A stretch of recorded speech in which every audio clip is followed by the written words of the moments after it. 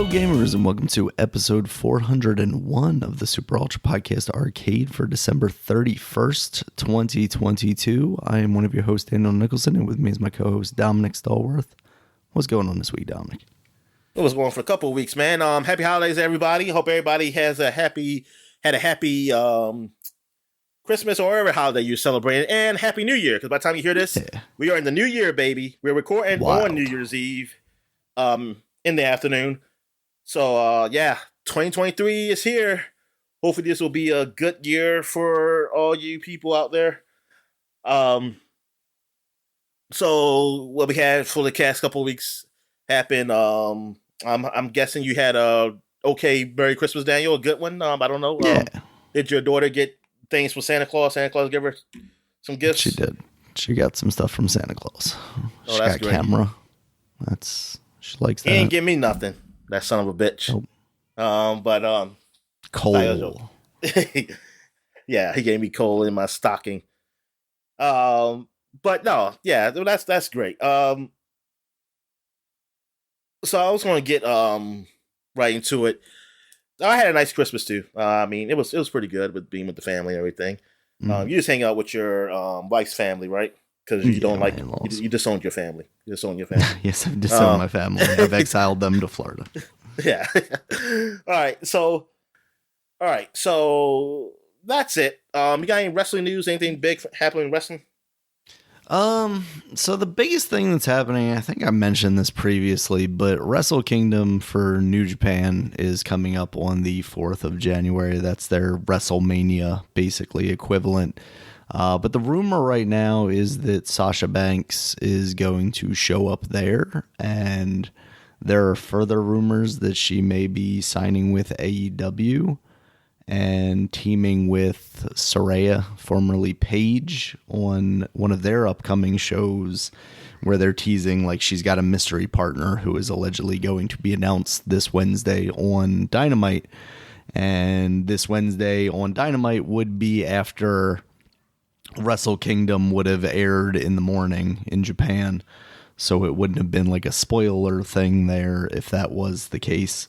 So that's kind of the biggest thing, is if Sasha Banks actually does end up going somewhere other than WWE. It seemed for a while there that she was going to, or had re-signed with them and was going to make a return at some point.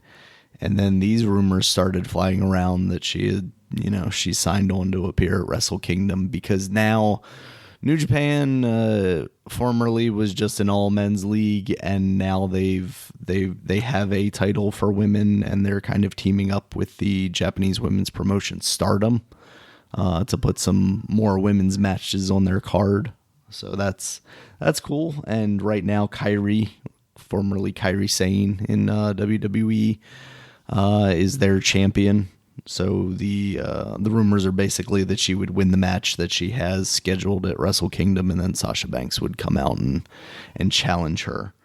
So I think that's exciting. The rumors that she would re-signed and was going back to WWE was kind of like the least climactic way for that whole walkout situation to end, it felt like. And hopefully if she does end up signing with AEW, they put some more attention on that division, because it's still one of the problems that they have. I mean, just in general, they're struggling a bit with utilizing all the talent that they have. And this is something WWE has done in the past, but now seeing that same thing happen again in AEW is kind of disappointing. It sounds like a lot of people's contracts for AEW are going to be coming up sometime this year.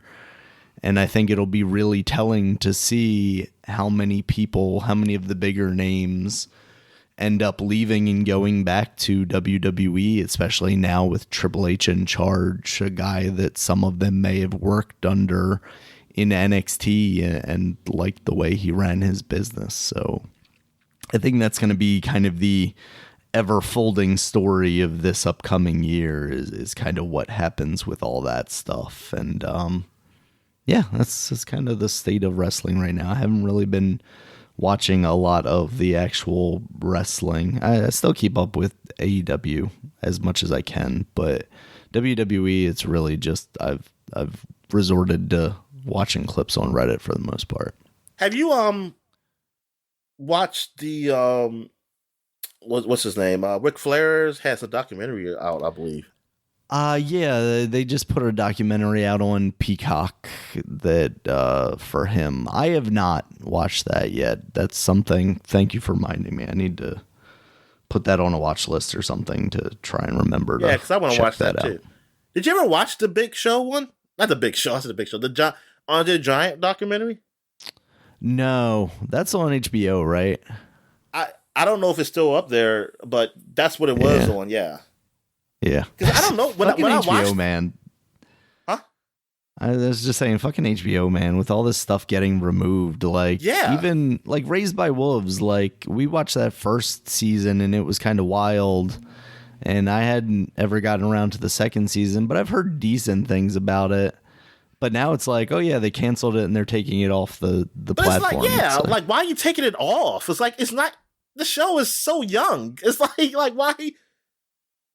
Like, just because you cancel it, it's like, oh, we got to take it off now. It's like, damn. They're vaulting it. They're putting it in the Disney vault, Dominic. Yeah, because where else can you fucking watch it? Yeah, I don't know. I don't know if that's something that you can like buy through iTunes or buy through Amazon or something. Yeah, because I like that first season. Yeah, that first season was pretty good. My dad, I think my dad, he watched all of it. He liked it. But yeah, he it was saw just that. such a different weird thing, you know, the like sci-fi, but with like these weird religious undertones and stuff. Yeah, I know they take, and then I think they took some, even I think Justice League cartoon and shit, and going away, and I was like, where are these DC? Because that was the whole thing. It was like, oh, the DC stuff is up there. It's like, now I can't watch it nowhere. Because DC thing is, universe is still there, but I think it's just comic books. But yeah, that sucks with that whole situation there. Yeah. All right. I guess we get into what we were watching, and I really haven't been watching much. I know I see. Did you? Excuse me. You didn't watch none of the Santa Claus series? I watched the first episode and then I tapped out, and I think my wife watched the second episode after I went to bed. It seemed fine, but I was just tired that day. It wasn't like I'm done with this series or anything. Although there was some stuff like they were doing the whole like, oh, we don't call it Bad Kids anymore. We call it like, I don't know, something challenged or something like that kind of thing, like making fun of the way things are changing. And I'm just like, ugh, this is what? That's what we're doing here. What's wrong with that?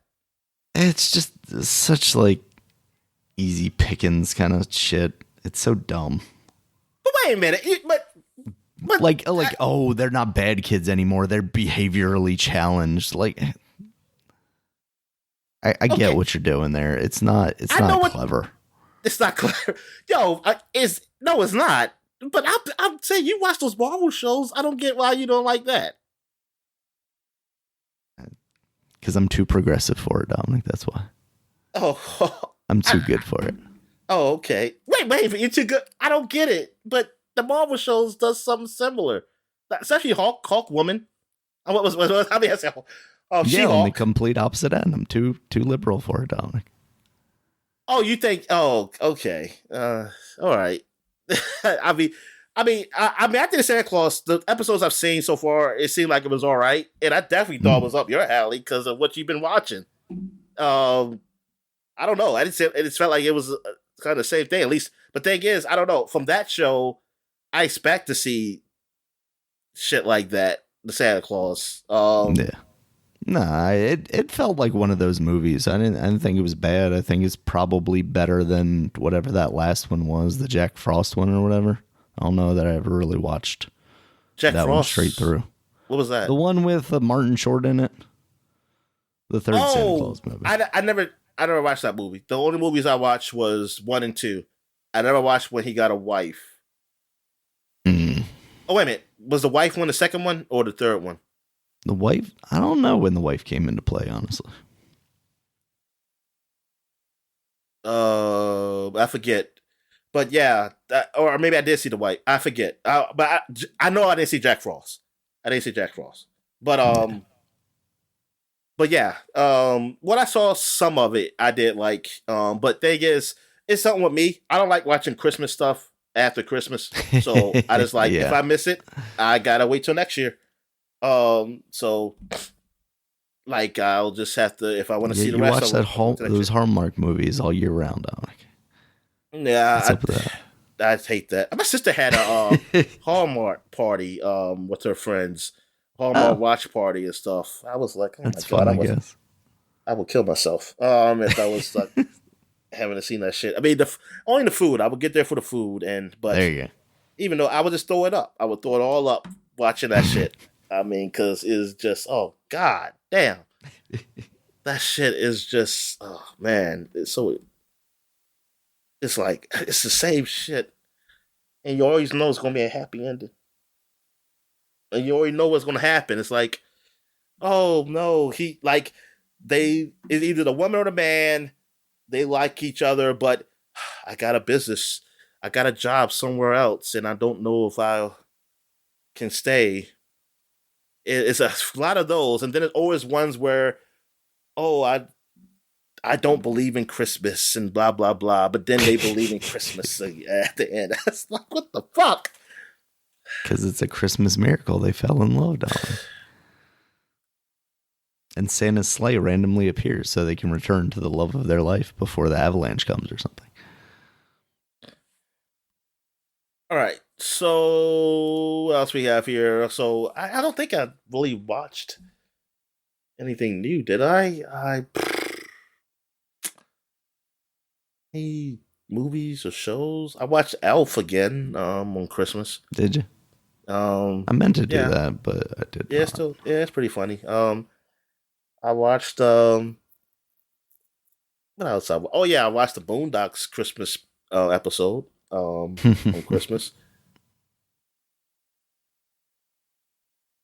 Yeah, really nothing else really. All right, so guess we get to what we've been playing. So you can go ahead because I did not put down what I've been playing. I forgot to do that. All right. So, first one I got here, Lego Builder's Journey. That's a game I think that's been out like on iOS as part of Apple's game thing for a while now, but it was free on the Epic Store, and I'd always thought it looked kind of neat, building Legos. It's more kind of linear narrative driven though, so it's not really like, oh, you just kind of get to build Legos. I think there might be a mode where you get to do that a little more.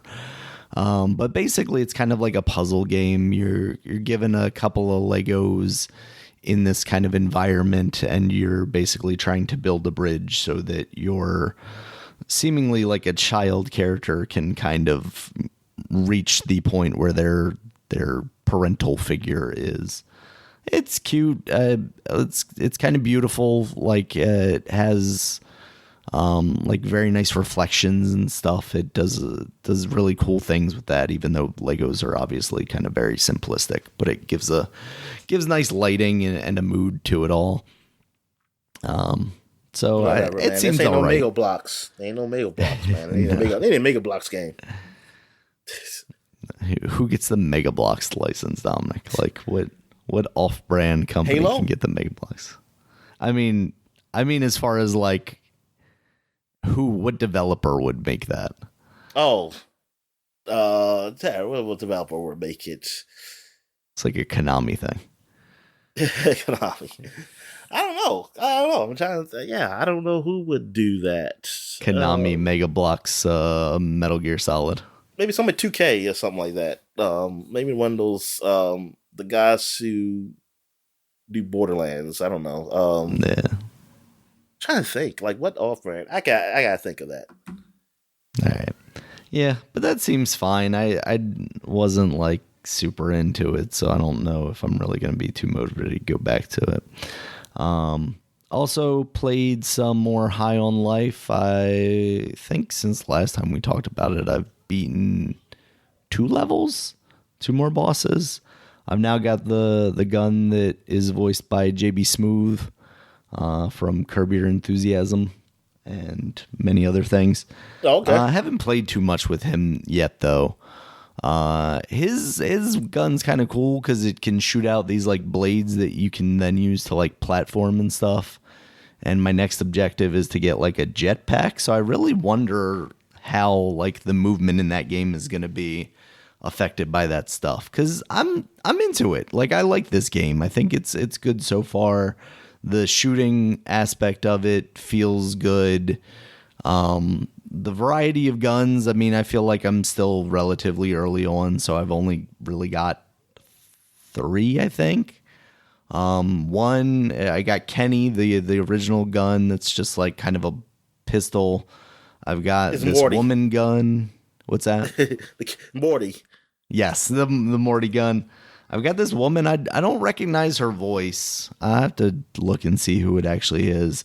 But she's basically like a needler from Halo. She's got crystals sticking out of her, and you shoot crystals into enemies, and then you can charge up and shoot like a crystal at them that makes all the little tiny crystals explode. Yeah, so far it seems all right. I don't know how far into the game I am. I'm thinking like a third of the way, because I feel like I'm getting to the point where like the story is unfolding a little more and there's like some deception or something happening. I still like kind of wish there was maybe a little more voice work from some of the guns, especially in the more like downtime areas. I know there's a lot of it in there, but it doesn't feel grating. There are bits in there that they do that kind of the whole thing is we're just like drawing it out. There's this one alien that's selling you an interesting substance that just kind of keeps rambling on and on and on and on. And it's like, I know I can just walk away. It's a game, like, but at the same time, I kind of want to see where it's going. But then as it turns out, a lot of times it doesn't feel like it actually goes anywhere. It's just like, that's the bit, is that it doesn't go anywhere, but it just keeps going. It's one of those things where it's like, I want to collect all the things. I want to go down this path before I go down the mainline path. So it's like, I want to hear all the lines that they have to offer, but also like, okay, maybe this isn't that fun. But yeah, overall, very positive on that game. I think it's fantastic. And it's kind of crazy like how big it is, because it's the biggest third-party launch on Game Pass. Based on what Microsoft has said, I think the numbers for that are very good. So that's pretty cool. Yeah. Have you ever played any of that since we last talked about it? Yeah, I played a little bit actually yesterday. Okay. And I just finished beating the first boss. So Gotcha. I went back home and I saw that the guy had locked the door thinking I was going to die. And like he's like, "Oh, I'm surprised." And I like that I stabbed him, because I was like, "Oh, can I kill him?" Yeah, same. And then I was like, "Man, this knife really wants to stab him." I'm wait just a gonna minute! let him Did you stab him. kill the other queen? I mean, well, the other when she came down, because like it's they were clones. Yes, Did you kill her? I'm pretty sure I did. Yeah, I didn't, because I was thinking like, can I kill her? And then I saw you can. I said, "Oh shit, I can just kill her." It's pretty fucked up. Now I'm kind of curious, if I just would have walked away, what would happen? Yeah. I think that game's pretty well done. And then the last game I've been playing some Hades. You had gotten me that for Christmas on the Switch, and I've been playing that on there. It lives up to everything that I've heard about it. You know, it got a lot of Game of the Year awards a couple of years ago when it released, and it's fantastic. A roguelike where, you know, you're basically in the underworld, you're trying to escape, and you're dealing with all the pantheon of different gods, and they give you buffs and stuff like that. I think it's really cool that it's all voice acted, and from what I've seen so far, it's very well done. It's a very well produced package overall. It looks really nice. I do want to hook my Switch up and play it on a bigger screen to like maybe appreciate the artwork a little more. But So far, I know originally, I think one of my concerns about playing it on the Switch when it first launched was that there was some like performance issues, but I haven't seen anything with that. So I'm guessing they had ironed all that stuff out with updates, which is good. So yeah, I'm really digging it. Yeah, man, that's good, man. I spent a lot of money on that game. All right, so what have you been playing, Dominic? All right. So I've been playing some more Tiny Tina's Wonderland. It's not really much new to say on that. It's all right. It's all right game. It's I the problems I have with is that some of the locations look too similar, or they might be hell, they might be the same location. Honestly, because I was there's like when I was going to a mining area and it's it looked the same as another mine I was in, and it's like, hey, this just looks the same, and they reuse a lot of the like the same environments, and these are like the quick kind of stages because like you go on the board just like the Dungeons and Dragons, but there are areas are really big and open that's just like regular Borderlands, but then they have it where oh no, like a random attack happens, like somebody hits you and then you have to fight, and it's just the same looking type of village that you always fight in. It's like, come on, can you just have some different environments happen here or anything like that? Yeah. So that gets a little old. But I mean, overall, it's fun. I like the dialogue. It's funny, um, and I mean, it's all right. I'm still at the very beginning stages. Haven't played a a ton, but I played enough to really know how the game goes. Though I still haven't unlocked everything on my character. I still haven't unlocked all the gun locks. I only can carry 2 guns at a time right now, not 4. And I just want to know how long it takes, like what level I have to be, because I'm like, damn, man, I feel like I played enough that like I'm tired of holding these 2 guns. Like, I'm tired. I have to keep switching to like, okay, I want a new gun, but I now gotta go open my freaking inventory to put one in because I can't hold no more guns. Like, I thought by now I'll be open up. So I don't know if it's a level that it opens, or am I supposed to go some more into the story until it opens? Um, because then I'll be like, maybe I should stop doing these side quests if that's the case. But I don't know. I don't know if it's like maybe I have to get to level 10 or something, and then it'll let me unlock another slot. But I don't. I was probably just gonna look it up before I can know, because so I can stop. I will stop doing these side quests then if that's the case. What else have I played? I played some more Persona 5. Still playing through that. So I'm still on the 4th palace down, trying to help this girl, who will become part of your party.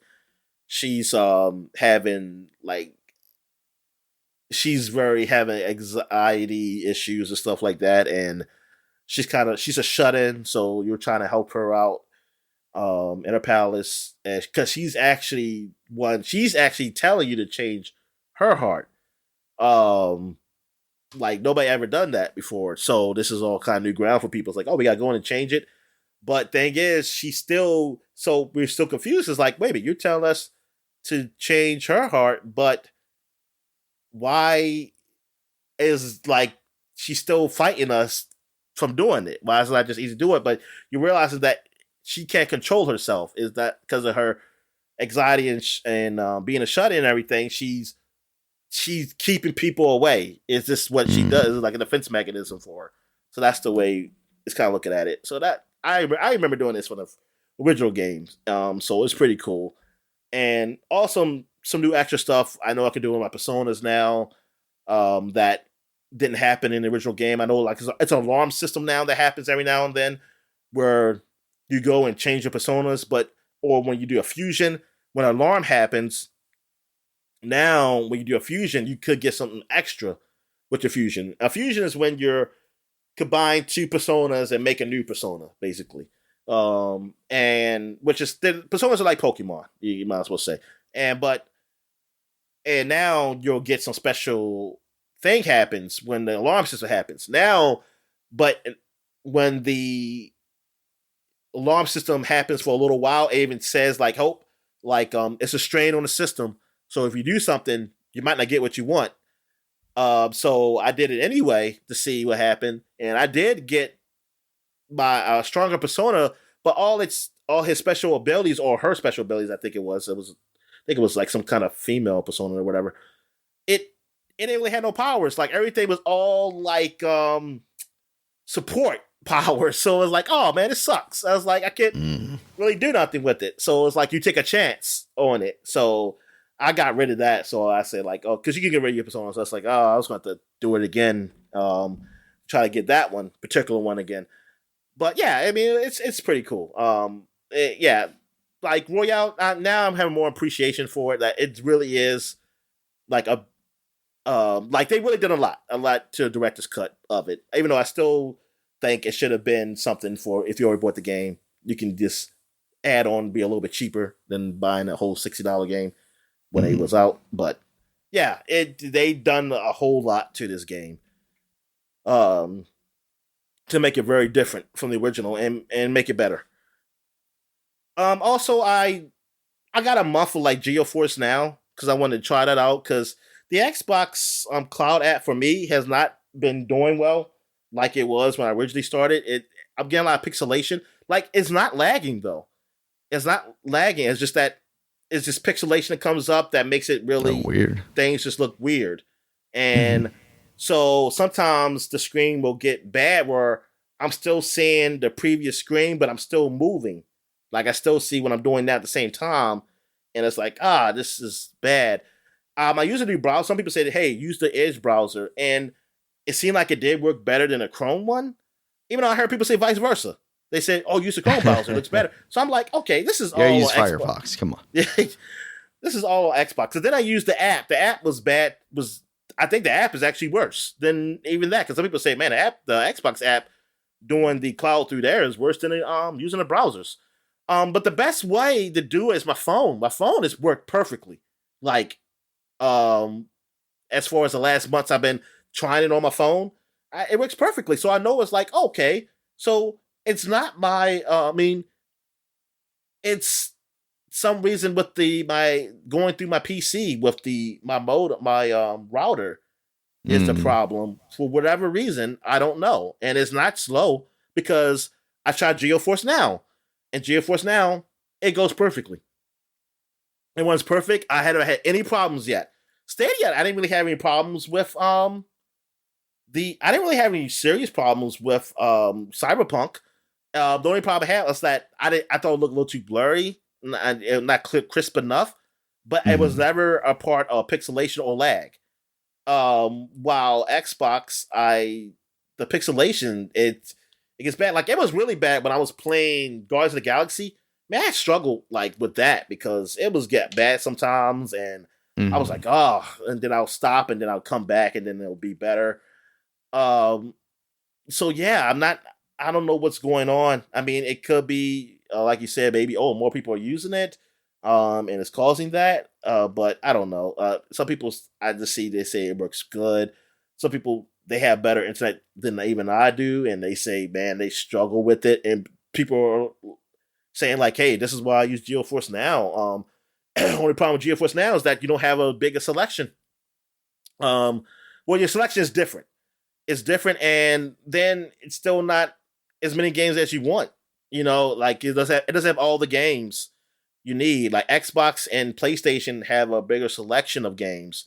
GeoForce Now, some people have taken off their games that was up there, and you would think that would be better because you would have to buy the games yourself, right? And then a lot of those games they partner with NVIDIA as far as like optimization, and you were like, hey, why not be just part of GeForce Now? But they don't, and it's like, dude, like, come on, there's no loss on your part because we had to buy your game. Yeah. So why not to have it up there? Like, I wish Sony would just, because they don't make it so that you can stream, like the Spider-Man you play is probably streamed from a PlayStation, right? I don't think it's streamed from a PC. It's not the PC Spider-Man. So I'm like, no. So, well, I mean, it's some, weird server thing that is based on PlayStation architecture, I'm sure, not just a straight up PC running the PC version. Yeah, in that. Yeah, exactly. That's what I'm saying. So I'm thinking that I want to play you should give me the option to play the best version of Spider-Man. I bought the game. Like this is Right. and I just want to play it. All they doing is let me play it through a PC, basically. And I just want to play it through the best way because I don't have a strong video card to play it. So let me play it through the GeoForce Now. Like you already make a partnership where they can optimize it for it there. All your PlayStation games that you have on PC. I was like, you should let me have the option to play that. Yeah, I just feel like it. I don't know. I mean, I just feel like all that license stuff, like it's like you're not losing anything. Like you're not losing anything from it. Because it's weird. Like I could see like someone trying to make the argument of, well, it's like Nvidia trying to make money off of these creators' content, but that's like saying that Nvidia, by producing graphics cards, or AMD doing the same, or Intel by producing PC hardware, are benefiting from these games existing. It's like, yes, they are. It's a symbiotic relationship. And if Nvidia wants to put the work into building out some server farm so that you can stream games that your PC can't handle, why not let them do that and make your game more accessible to more people? Because, yeah, like you said, they're not missing out on anything. If anything, it would get more people to buy it because it's now more accessible to more people, in the same way that it feels like a lot of what Microsoft is trying to do is happening, you know? Yeah. So I tried it out and I played a little teeny bit of The Witcher. That was the first game I ever played through the GeoForce Now, and that looked incredible and it ran good. So I was like, oh, this looks really nice. So then I tried out Just Cause 4. That looked really good. And Just Cause 4 I never really played. I played a little bit of Just Cause 2 and 3, not much of it, just to know what it is. And yeah, it's a sandbox game and it's fun. I like that you can do almost like a whole lot of shit in that game. Like and then they took some things from Evil Metal Gear with the whole whatever that system was called, where they put the balloon up and it shoots it up. It shoots things up or whatever. Or you can strap an enemy to a balloon and it shoots them up in the sky in Metal Gear Solid 5. I forgot what that was called. They got that in this game because I shot vehicles up with people and shot them up in the air and shit. Oh, okay. And I thought that was pretty coll. I like using the wingsuit and the parachute and the grappling hook.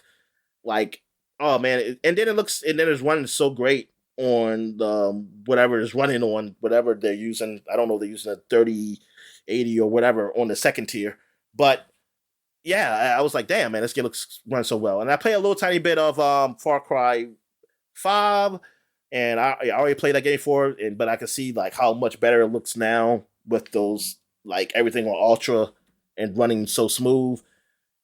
Also Warhammer, Total War. I played the first one, even though all three of them up there, and I think we only have two of them. I don't think we have the third one. But even though the third one's technically on Xbox, but they don't sync with the Xbox thing, obviously, because Xbox has its own service.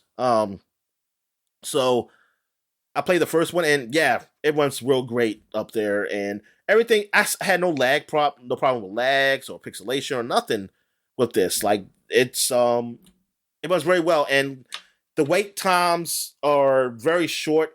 It seems like, based on if you pay for it, because I never had. Every time I put in, I think one time it did say like, "Oh, your number." One time I said when you're number 100, I said, "Oh my god!" I said, "Jesus Christ, I'm about to tell them I want my money back." But then it went away real fast, and then it say, "Oh, you're next," and it's like, "Oh, okay."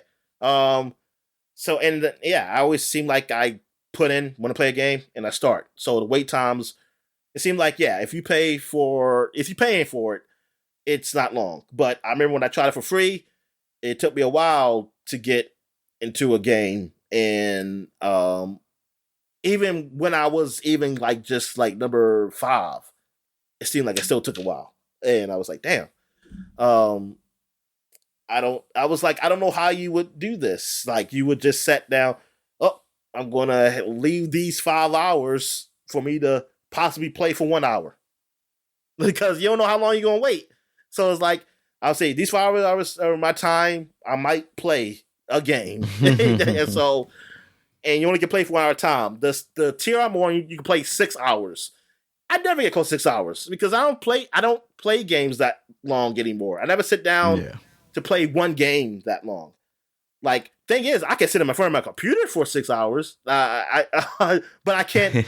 But I'm not doing the same thing. Like, I'm not. Yeah. Like, yeah, I'm probably doing something else or watching. I might end up watching something like either a movie or TV or something, or looking at Twitter or something like that. But yeah, I haven't done a long game session in a long time. That's just like playing with my friends. I think that was probably during COVID, when like the midst of COVID, us playing Grand Theft Auto, and that's probably the most hours I played in one session, and even that was probably 3, and maybe at the most 4.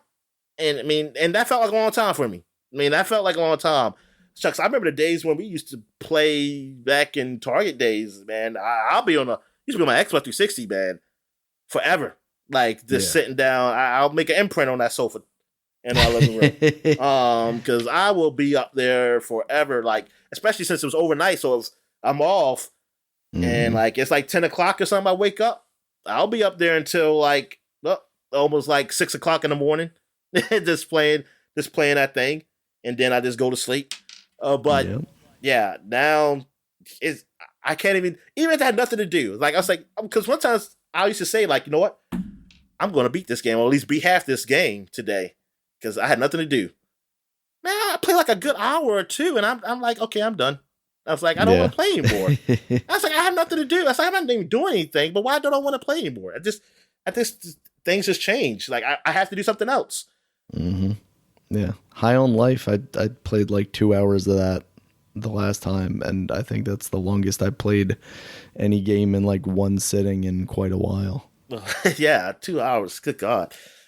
Yeah, but that's like well, you know what? Things change when we're in movies. Like, unless I'm in a movie theater, it's rare that I'll sit and watch a movie straight through at home. Like, I haven't done that. Like, this is me personally. Most people don't. Most people I know, they can watch a movie at home and straight through. But I can't. Like, even if I'm downstairs, I watch something with somebody, like somebody come over and say, we're going to watch this movie. So, okay. I'll sit there and watch with them. I will get up in the middle of the movie and be like, oh, I'll watch it. I'll watch the rest of it later on my time, because I got to go do something else. Like, I can watch a TV show if it's a half an hour, or even an hour show. That's stretching it. Even an hour show, I might not get it done. But I have to stop. I'll stop and say, oh, I'll stop here and I'll watch the rest some other time. Let's go do something else. Or even, like, I'm probably still going to watch something. I just don't want to watch that anymore. I don't know. I just feel like, let me do something different now.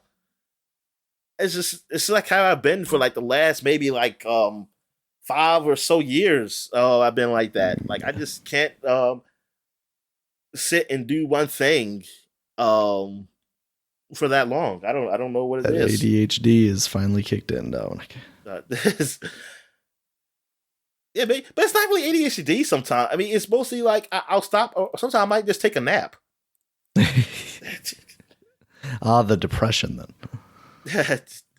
That could be it. What else we have? What else I played? Oh yes, so yeah, that's basically the games I played over GeoForce Now. So yeah, I mean, I think it's pretty good, but thing is, you're limited on your game, so you have to see what you would like to play. I mean, just like with the Xbox One, because some people say it's not worth it to them, the Game Pass, because there's games they say there's only a few games they want to play, or maybe they don't like the library.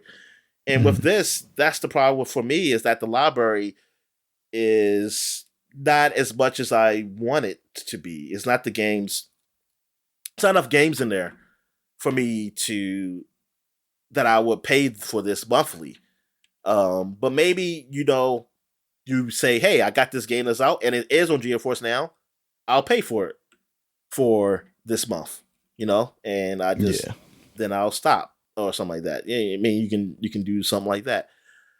All right. But last and not least, the game being a dick, the adult video game that I have been playing. Well, I played, but it's episodic, so I haven't played in like over a year. Because that's when the last episode came out, and it's actually a pretty decent game. It's not just like it's not just the sex stuff. You know, it's not the sex stuff is not just the basis of the game. Like most of the adult games, it's really just, you know, very perverted stuff. Hey, whatever your kink is, I'm not gonna kink shame you. Yeah, I will. I will kink shame. I do that. You're not. They say you're not supposed to do that, but I think then it's not a kink anymore. If you're not allowed to shame it, how it doesn't make it a kink? Because then it's like it's just you make it normalizing it, and then that's boring. Because then I feel like if you normalize a kink, I feel like the people who do even like the kink, they probably won't like it anymore. It's like, man, people don't taking the care. power away from it. Yeah, exactly. So you need to keep it a kink shaming to make it that to keep the power of it. But anyway, being a dick, yes, it has like those. It gets to the point like they have those sexual encounters that's very detailed, and that's what it is with these type of games, these adult games. But thing is, the reason this interests me is because somebody mentioned how, hey, it's actually a decent game. It's actually like with the choices, it's kind of like what I'm trying to compare, like a point and click game, almost a point and click adventure somewhat, and you choose your paths, and they have different paths, and I was like, oh, this is actually a decent game. And the first game I played of theirs was damn, what the hell is that game called?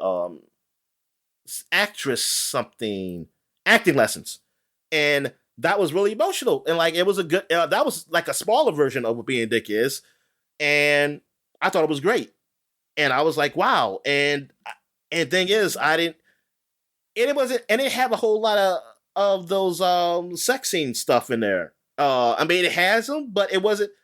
That wasn't the big interest for me, and it seemed like that was the big deal of that game. So when I heard he was doing this game that was so much better, I said, okay, let me try this out, and it seemed pretty cool. It was kind of like college life, funny, had those funny moments and stuff, and then the sex stuff, almost like a American Pie, or think of all those other late 90s or 90s like college kind of movies or high school movies and stuff like that. Radar movies. That's what it's kind of felt like. You were part of a frat. They call the Dicks, so it's kind of Delta Iota Kappa. I think that's what it is. So, sure. But it just spells dick, and so that's how they did it. And you're part of this frat, and you do all this crazy shit and stuff like that. You had Hell Week. You were doing some crazy shit and stuff like that. And then you also got all these girls and stuff, and then we got these storylines that go with it. That are pretty good. It's not just funny. Some things get a little serious, things like that. I thought it was pretty good. But so they got this latest episode, and the guy who does this game, apparently he said he quit his job because now he has enough money where he can just focus on this and make money from this game, so he could do what he loved. And you can see the production value in this episode, which is the new season 3, episode 1.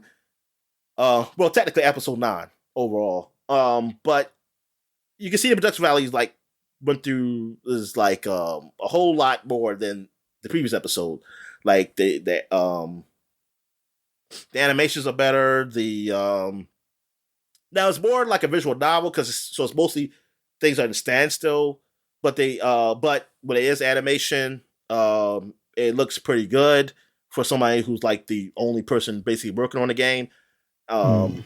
So and like, but the story doesn't really progress with this episode. That's the only problem I have with it. Like it's dealing with a Halloween party. It has a lot of fun stuff to see and funny things to see and things of that nature. But the story doesn't progress as much. It's very long though, and do add some new gameplay mechanics. Like they have a system now, which it seems like it's going to be in the future of the game now, because it said round 1 on this party planning system, where it's a game where you have all the dicks, your other frat boys on this board, and you got them like maybe like 5 frat members are there, and then you have each person has a demand. Like one person might say like, "Hey, I want some speakers near me." So then you have to click because you have a certain amount of money too. So you have these items like, okay, you want to put the music speakers near him, but in order you can put it near him, but the speakers are still grayed out. Then that means you need to have some music with them. So now you got to put the music icon next to the speakers so that the speakers can work. But that takes up another block. So it causes you're not going to be able to satisfy everybody completely. You try to satisfy as much as you can because you only have but so much limited space. Now you get some bonuses.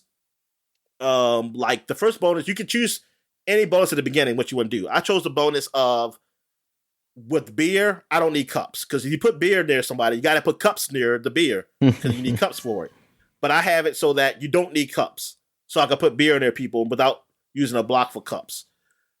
But for the liquor, I still need cups, so I have to use cups for that. And then some people say, "Hey, I want some girls near me," so you got to put some girls near them.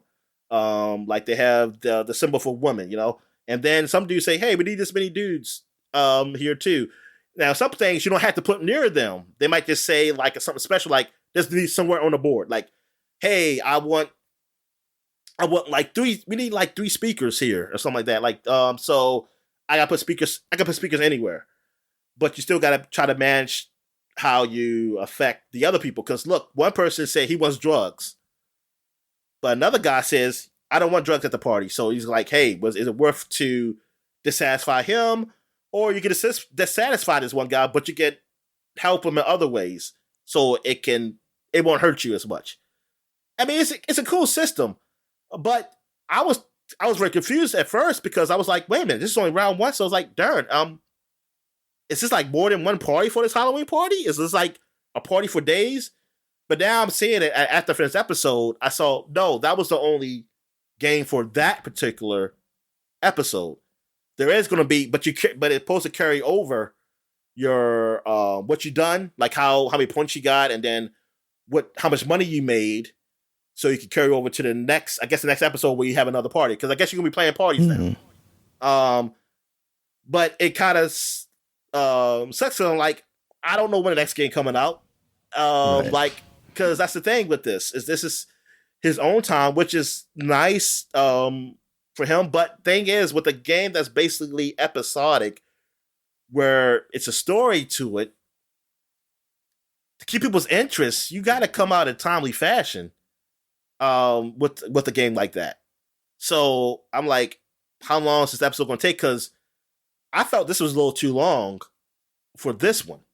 Like, to wait a whole year, a little over a year actually, to get to this episode, just for the story to really not progress. Even though I like the gameplay elements, I like some of the stuff that happened during the episode. The story didn't progress as much though, and only a few things like somewhat progress. Like, I think at the end of the previous season, you had to choose a person. Like, you couldn't be, you could be a man whore, I guess, but you couldn't be with certain people. Like, certain people wouldn't allow you to be with them if you're going to be a man whore or something like that, because they want a real relationship. They want it.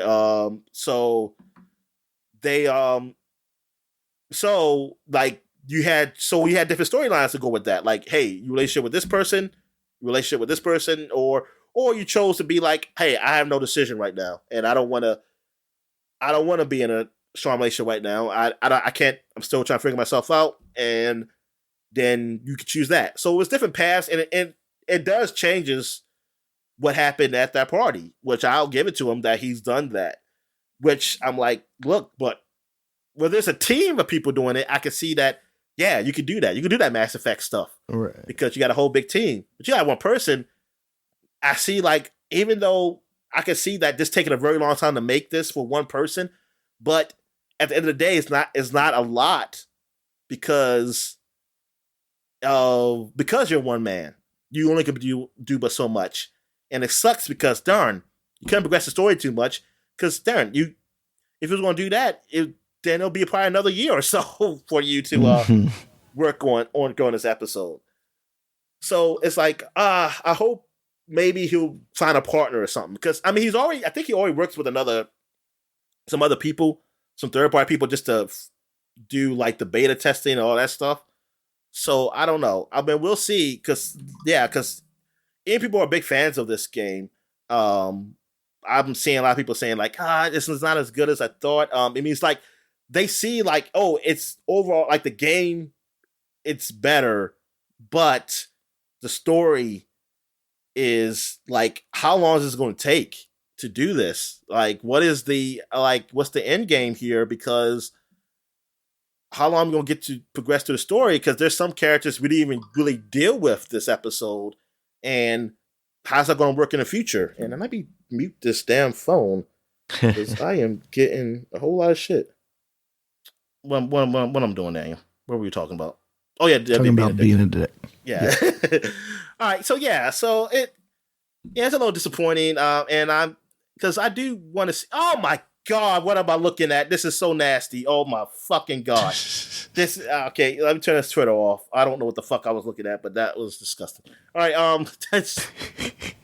It was a woman was poking something under this vending machine, and then all these. I don't know if there were bugs or what. Just came coming out. Oh, fuck. Gross. Yes. I'll have to send it to you because I want you to suffer like I am. That's just sad stuff. But yeah, being a dick, it's so. I mean, like I said, overall, it's all right game. But see, then it's not really done. I don't know. Like, I don't know what's going to happen with it, and I hope get it done. Like, I want to know how long does he want to do this for? Like, how long is this one game is supposed to be? Because right now, I mean, it doesn't look like it's close to the end, like the way the story's going. So I'm like, how many seasons? Like right now, this is the 3rd season. Are we doing another season after this? It's like each season seems to be about 4 episodes. So I want to know because there's a lot of things open. It's a lot of things this still is going to be his Half-Life, Dominic. I hate to disappoint you. Yeah. All right. So he's going to do a VR game, though? He at least do like a VR side story game? In like 20 years or whatever it is, yeah. That's when VR is going to be just a chip and we put it in our, have it in our heads. Exactly. Some kids are going to be born with it. Yeah, yeah. All right. So I guess we'll take a quick break, and when we get back, we'll get to the flashback segment. All right. And we're back. And now we're flashback into 2013 now. We're talking 10 years ago. Now we're in the new year, people. So, every new month we do is covers of gaming magazines of what they had in the previous years. So now we're starting with, what are we starting with here? Where am I at here? Okay, 2013, because I don't have it in order. So 2013, we start with Game Informer. What did they have 10 years ago on their cover? They got the top 50 games of 2012 up here. And this looks nice. Looks like it's like some graffiti, like painted on the wall. And they got Mario. They got look, the Telltale's Walking Dead up there. Yeah. They got a woman. Oh, I think that's Shepard. Oh yeah, I think that's woman Shepard. That's Fem Shep. Yeah. They also got Halo, and that I guess that's Cortana.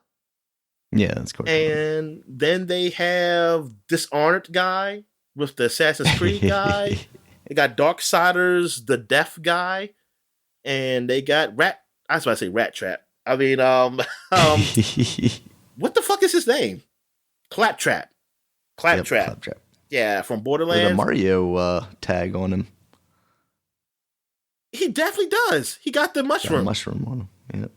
And then you got the alien from, I want to say, XCOM.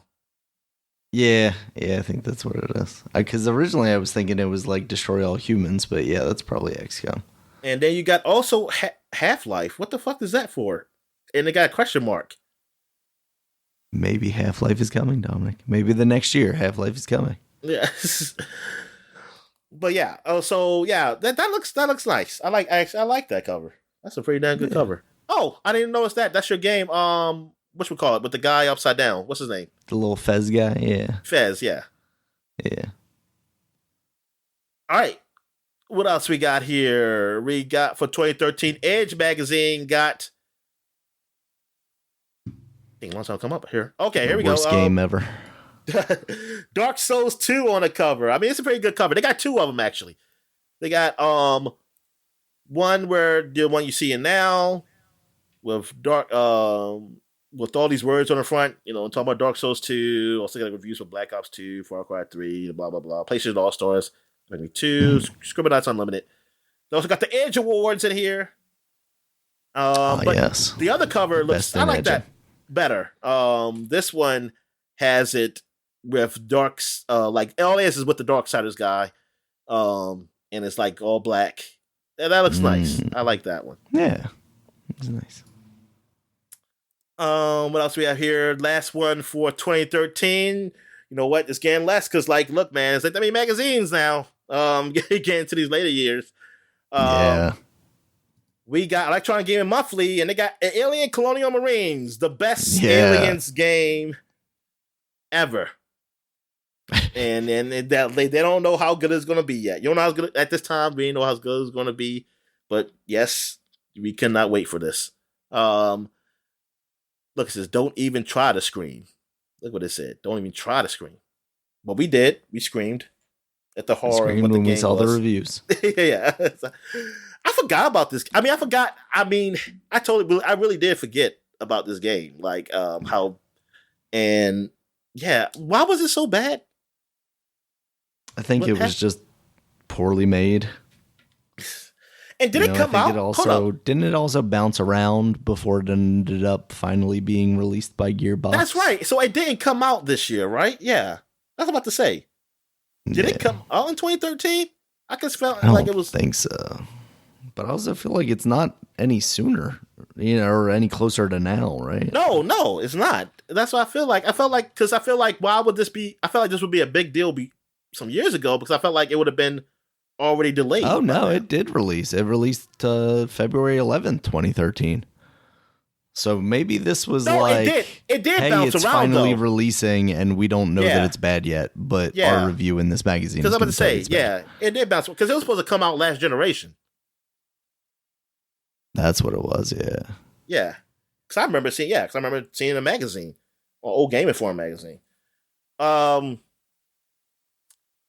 Yeah, it turned out to be not that really good. But also got how magazines work. They come out, so January came out technically in December because they got the bonus holiday buying gift guide in here. Yeah. So you can use that as an excuse too. You'd be like, "Oh, I didn't get you a gift, man, for Christmas because this magazine didn't come out." I mean, I got the magazine in January. Where it's, I didn't have a guide to buy your gift yet. Special issue 2013 preview. EGM's picks the top games of next year. They know the future. They already know the future. And an interview Hideo Kojima. Wonder if Jeff Keighley did that interview. Nah, he was with Game Trailers. I don't know if Game Trailers was with. Is that where Jeff Keighley came from? Yeah, bonus round. Well, that's the first time I ever seen him. That's the first time I ever seen him. Was Game Trailers. Gotcha. He used a thing called bonus round. He used to interview people all across the media. I remember seeing Jeff Gerstmann up there. That's the first time I ever seen Jeff Gerstmann. Oh, okay. I didn't even know who he was. I thought he was a nice guy.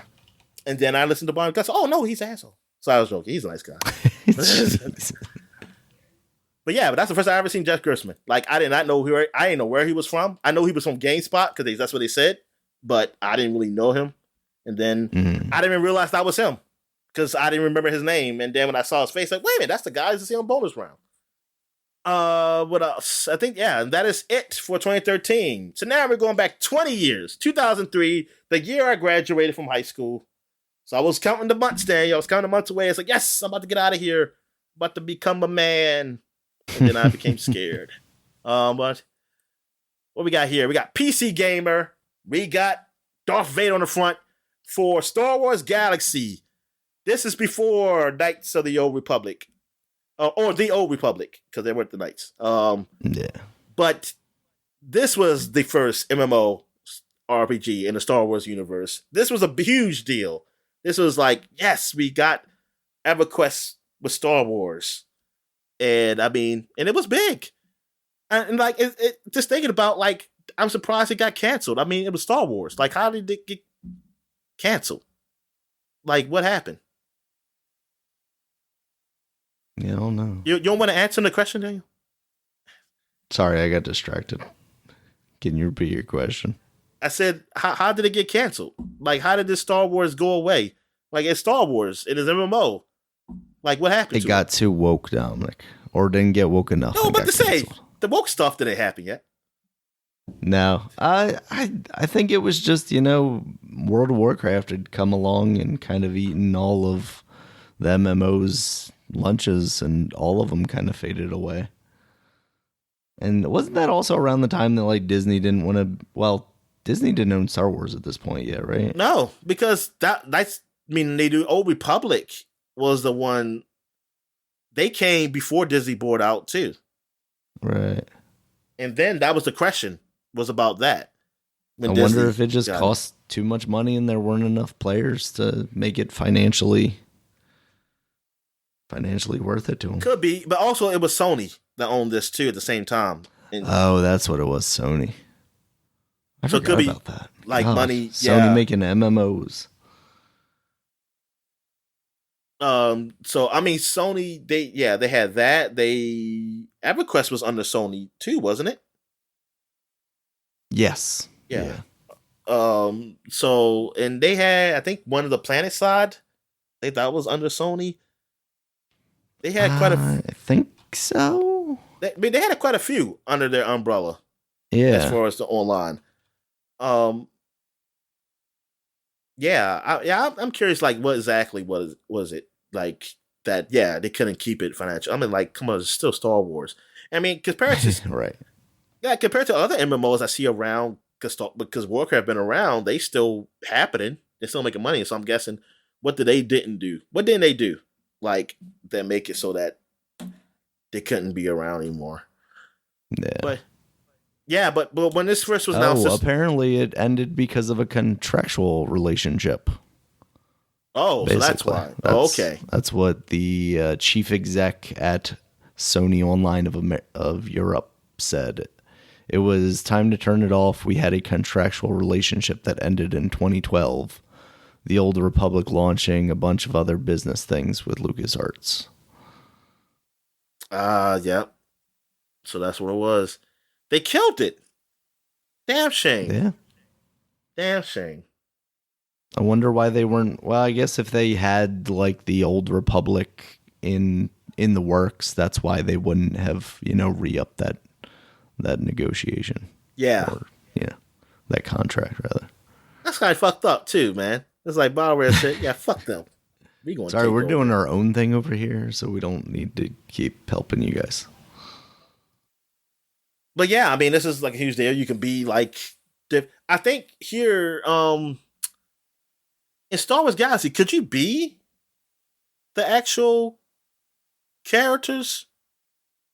I don't think so. I think you created your own, but like you could create a Boba Fett looking character because you could create a Mandalorian bounty hunter. And this is still before the days of like voice acting in MMOs. That wasn't a known thing until Star Wars Old Republic came. That was the first one. Yeah. And honestly, I think is there voice acting in Elder Scrolls Online? I want to say yes. When I tried it. So. Yeah. But yeah, that was always sort of turn off for me that there was some voice acting in those things. Because after playing like regular RPGs, when they finally got voice acting, and I played this, I was like, I'm reading, I was like, but I know that the whole thing is to play with people, but I didn't have friends. My friends didn't have PCs to play games like this, and they didn't ever play games like this. So it was like, so I was never going to get into this. It was never a way for me to get into this stuff. What else is on the cover here? They got Metal Gear Solid 2 Substance. The best version is on PC. Boo! It's like a fucking PC master race. This isn't the only cover. Apparently, there's a Bounty Hunter cover. There's a Jedi Knight cover. and there's a Wookiee cover. We know which one's the best. Yeah. Give me them Wookiee cookies, Dominic. All right, what else we got here? We got Game Informer in January 2003. I had this cover. I mean, well, I had the magazine. I stole the cover. I took the cover when I was in just ripped it off. GameStop. Yeah, I was like, give me this cover. Yes, I had this magazine. They're going to do this eventually anyway. The Fable. Project Eagle becomes Fable when we finally get the name of the game. And yep, I was so jealous of this game, Daniel. Because I was like, oh my goodness. I was like, this game, you can be a child and grow up and have a family and leave them and come back and see them grown up. You can grow old. I was like, wow, man, this game. An apple seed, come back and it's a tree. It was something. Yep. And exclusive details on the Xbox's most anticipated RPG. It was. And this just to come out. It was a good game. It was nothing like I thought it was going to be. It was nothing. I was at the 11th annual Video Game Awards. They show their best games of the 2002.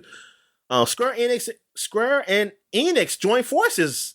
There you go. That's wild. This is where the merge happens. It's happening. Square Enix. This is where Square Enix first came together.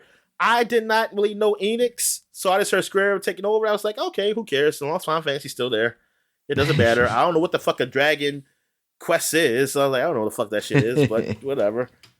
So I was like, yeah, good for them. Two RPG giants become one. And it seemed like it's big a deal to me because I didn't really care about Enix games. But now looking back, I was like, man, that's a huge deal. And I actually enjoy some of the Enix games more than the Square games. Excuse me. Also, Game Boy Advance player. Game Boy Advance hits the big screen. Heck yeah. What was this? That was the add-on for the GameCube that you could put Game Boy Advance games in. That's right.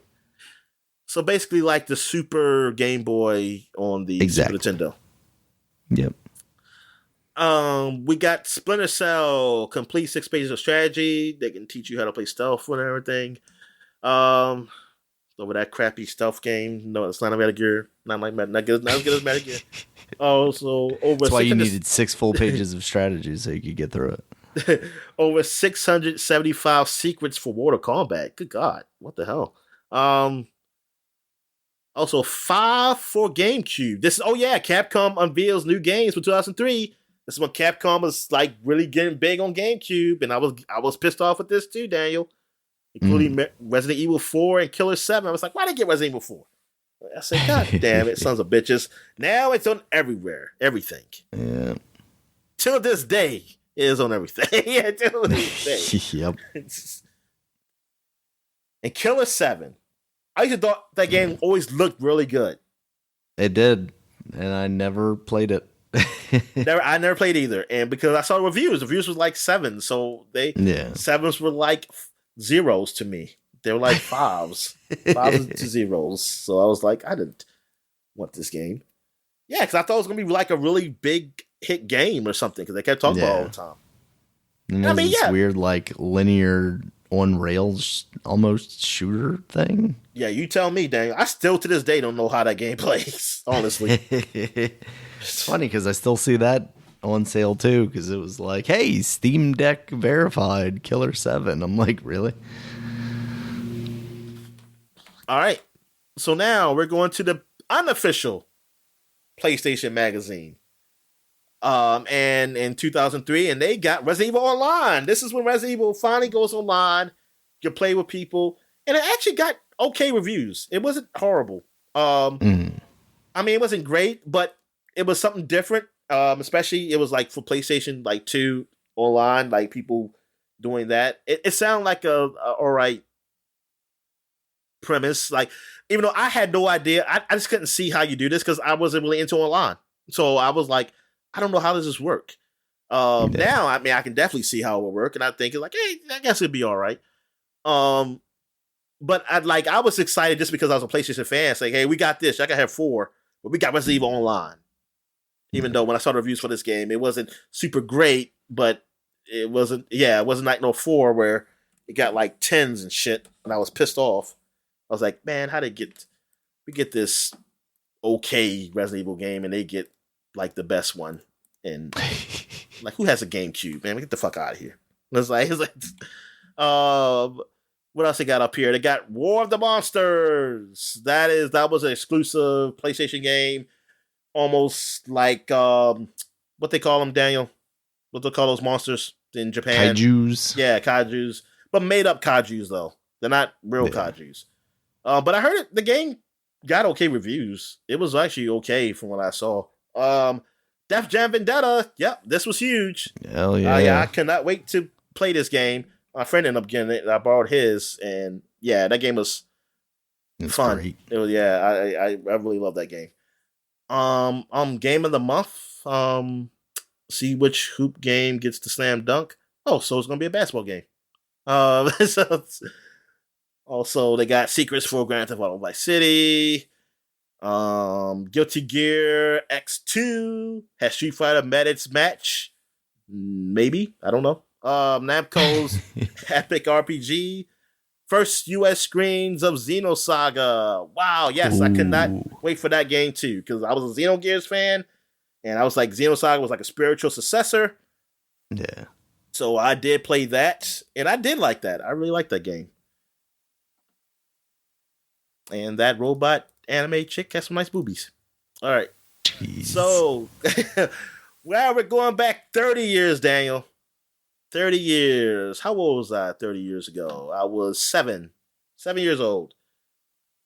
And we got on this Game Informer cover, Mega Man 5 on a cover. Yeah. And who's that behind him? Is that Proto Man? I don't know. That is Shooty Gauge Man. Okay. Oh yeah, that is Proto Man in the back. Yes, back there. I was right. In your face. Yep. 1972 to 1992. Look back at the first 20 years of video games. Jesus Christ. Look, they're going back. Metal Clashing, Android Bashing, Cybernetic Section. So I'm guessing Mega Man is going to be in that section. And and announcing the first annual Game Informer Best of Awards. Wow. So this is the first one. Let's say the first one. I mean, the best of.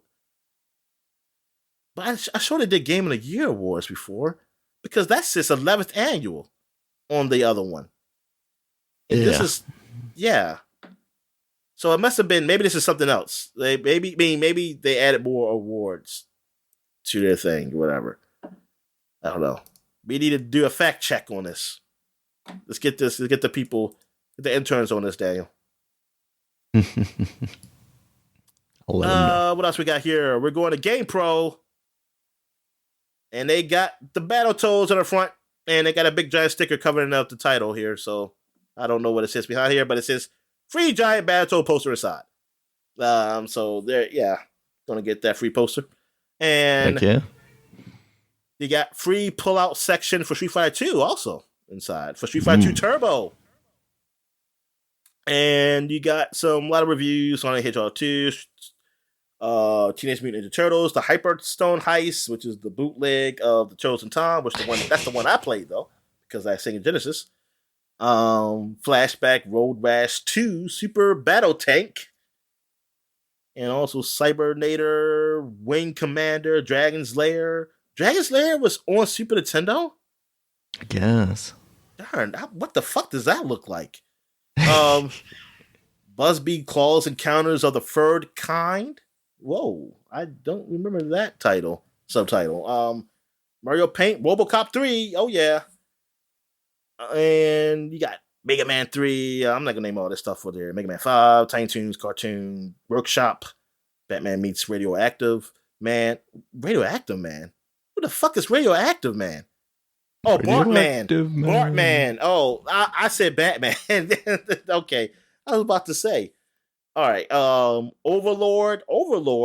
There is an Overlord, but that doesn't come out until like 20 years from now. Overlord is this. No, that was based on this, Dominic. You didn't know about the origins of Overlord. No, I did not. Young Indiana Jones. I remember that show. Predator 2, Jaws. I said I wasn't going to read all of them, but I did. All right, so The latest CD games. Oh, Daniel, there are games on CDs now. Yep. It's amazing. Wonder Dog. I remember Wonder Dog. I remember reading it. I mean, I was reading about it, but I never played it. Cobra Command. I don't think that is not based off of G.I. Joe. No, probably not. The Turbo Super CD, whatever the fuck that is. Dragon Slayer, Forgotten Worlds. Look, they already got this. Listen, on the bottom right here, it says Special Battletoads pull-out section. Yes. Oh, well, it's not a poster. Okay, it's just a pull-out section. Okay. Yeah. All right, I was about to say. Because when you're dealing with Toad and Rash, you got to pull out down. All right, GamePro TV is still going, Daniel. And it's on cable. Didn't know it ever began. All right. So what else we got? We got one more. We got the last one we got here is EGM Magazine, and they got the Teenage Mutant Ninja Turtles, Hyperstone, the Sega Genesis Turtles game on the front. This is when they shrunk New York City. I don't know what the Hyperstone was. I forgot. It's some type of stone. Maybe that's the stone that did shrink New York City. I have no idea.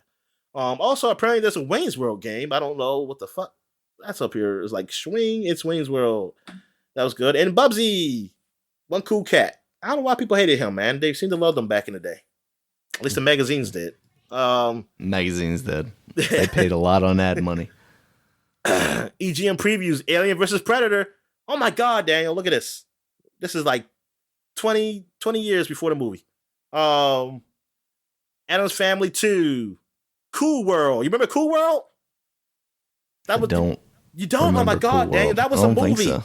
That was a movie. It was like more of a, I don't know if it was rated R, but I know it wasn't for kids. It was like Roger Rabbit, but more adult Roger Rabbit. Oh, okay, yeah. I have heard of that. I don't think I ever saw it. Was Brad Pitt in there? Was that Brad Pitt? Let's see. Yes, it is. Yeah. Kim Basinger, Brad Pitt. Basinger, yeah. That's when she was with whatchamacallit? Alec Baldwin. Vikings. This was the prequel to the Assassin's Creed one. And yeah, that's basically it. All EGM reviews, Cybernator. God, it's the days. That sounds very early 90s, 80s. Yes. Chester Cheetah, there you go. That's the game of the year. Mm-hmm. T2 Arcade, I had this game for the Sega Genesis. Pro QB, and I guess that's be Pro Quarterback, and the Jetsons, the game, and X Zone, whatever the fuck that is. And that is it for covers for Flashback Segment. But yeah, so since we're at the end of the year, I had to go over the game of the years from the past. What were the top games that people rated back in the day? So we're going to start with 10 years ago, 2012. And we're going to go through this is the BAFTA Game Awards. It's the British Academy Game Awards. Oh, the fancy awards. And for 2012, they gave the Game of the Year Dishonored. Dishonored won Game of the Year. Checks out. Arcane Studios. So good for them. Then the Czech Republic had one Game of the Year awards, and they had two of them. Dead Trigger, made by Badfinger Games. These are all Czech Republic games, I'm assuming. I'm going to say which I'm sure was developed in the Czech Republic. Then Botanicula. All I know is Bunnicula, where the bunny is a vampire. Oh, yeah, I remember Bunnicula. But this is a Botanicula. It's like I guess it's a vampire plant. Yeah. But I don't. I think the player controls a protagonist while exploring the environment, solving puzzles, and it says interact with creatures that find Easter eggs are present in lush environments. That's a plot here. Follows the adventure of a botanical creature named Mr. Lantern, Mr. Twig, Mr. Poppyhead, Mr. Feather, and Mrs. Mushroom, who are trying to save the last seed of the home tree from evil parasitic creatures that have infested their home. So I guess maybe you control all of them at the same time, or do you pick one, or they just follow you? I don't know. Maybe they follow you like Pikmin. Yeah. But this was on iOS and the PC. And it got good reviews, actually. I mean, it got 82 on PC, 88 on iOS, and Metacritic. So good for that. Yeah, learned something. Well, they won the games of the years. Oh, Dead Trigger. Let me see what Dead Trigger looks. That's on the App Store too. And I remember seeing this on my Android one time when I was looking at games. I can't be surprised that there's a game called Dead Trigger on a phone. Yeah, it does sound like definitely a phone game. All right, now we go. The most generic name. It definitely, yeah. Dice Awards. The Dice Awards. So excuse me. Oh yeah, the Czech Republic. You know what? No, I do the BAFTA. The BAFTA 2002 awards. I'm sorry. Let me go back to BAFTA. And oh my god, my phone's going crazy again. It's all your Dead Trigger notifications. Yeah. Yes. So I did the 2012. I meant to do. I got to do 2002. So 2002. This is when they broke it down to actual platforms. So console, Halo Combat Evolve won in 2002. And handheld, SMS Chess won. And darn, of all the handhelds, this the one that won? Damn, man. The Game Boy Advance didn't do shit. They ain't have shit to go against SMS Chess. Nope. SMS Chess. It's a new way to play, Dominic. Yeah. And then PC had Neverwinter Nights won. That PC. checks out. Yeah, that definitely checks out. It was a great RPG by BioWare. All right. So the Czech Republic did not have anything going past 2010. And also the BAFTA didn't go to 1992, and my phone's going crazy again. All right. So, okay, Dice Awards. And now we're starting with 2002. We're going back 20 years, and that's the farthest we can go. They didn't have Dice Awards in 1992. So, Battlefield 1942 won in 2002. That's a very good game. Yeah, it was. There was no game really like it. Also, DICE made it, so, collusion. Oh, yeah, that is definitely collusion. It's definitely collusion.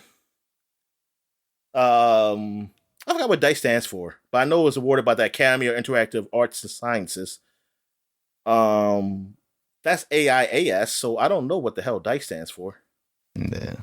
DICE stands for... Wait a minute. Somebody said the DICE Awards is an award show in the video game industry started in 1998 and commonly referred to in the industry as the Video Games Oscar.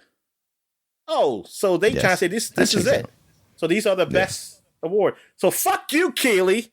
You're the MTV Awards. He effectively he is. No offense to him. I mean, they have their place, but I know. I'm just joking. As far as like prestigious awards, it definitely feels like the DICE Awards is probably the one. And DICE stands for Design, Innovate, Communicate, and Entertain. So what about the company? That's the same thing? They are digital something. What is it? Digital Illusions CE, whatever the CE stands for. Company Entertainment. All right. So good for which is funny because Halo won in 2005. But it didn't win till we do this every year. It's one of those things where it's, like certain the month, companies right? do theirs Yeah, because prior to the month, Halo didn't make the cut. So it made the cut for 2002 for the BAFTA. Because the British have a different calendar than we do.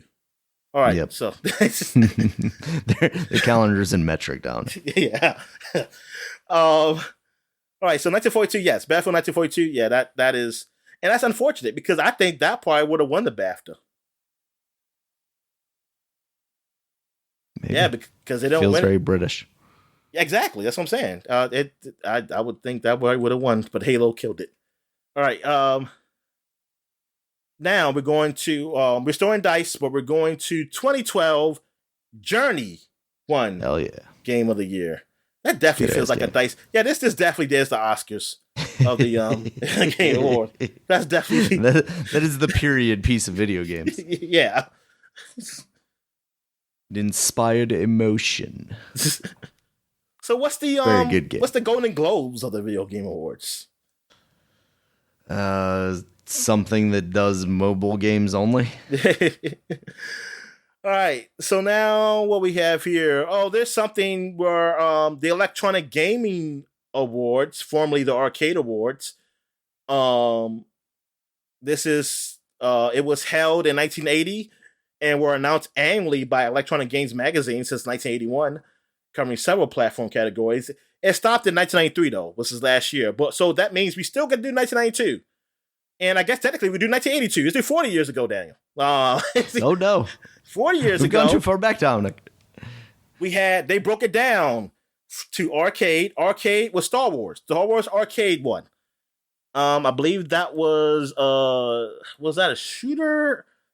Yeah. And man, it is old. Wait, what year are you talking about? 1982. 1982 is Tron. Oh, my fault. Oh, I look at 1984. My fault. Yeah. Tron. Jesus Christ. Tron. So do you go into the game just like in the Tron movie? Yep. I think, it's the movie based on the game based on the movie. Did they like release at the same time or something? Because I feel like it's like light cycles and stuff like that mostly.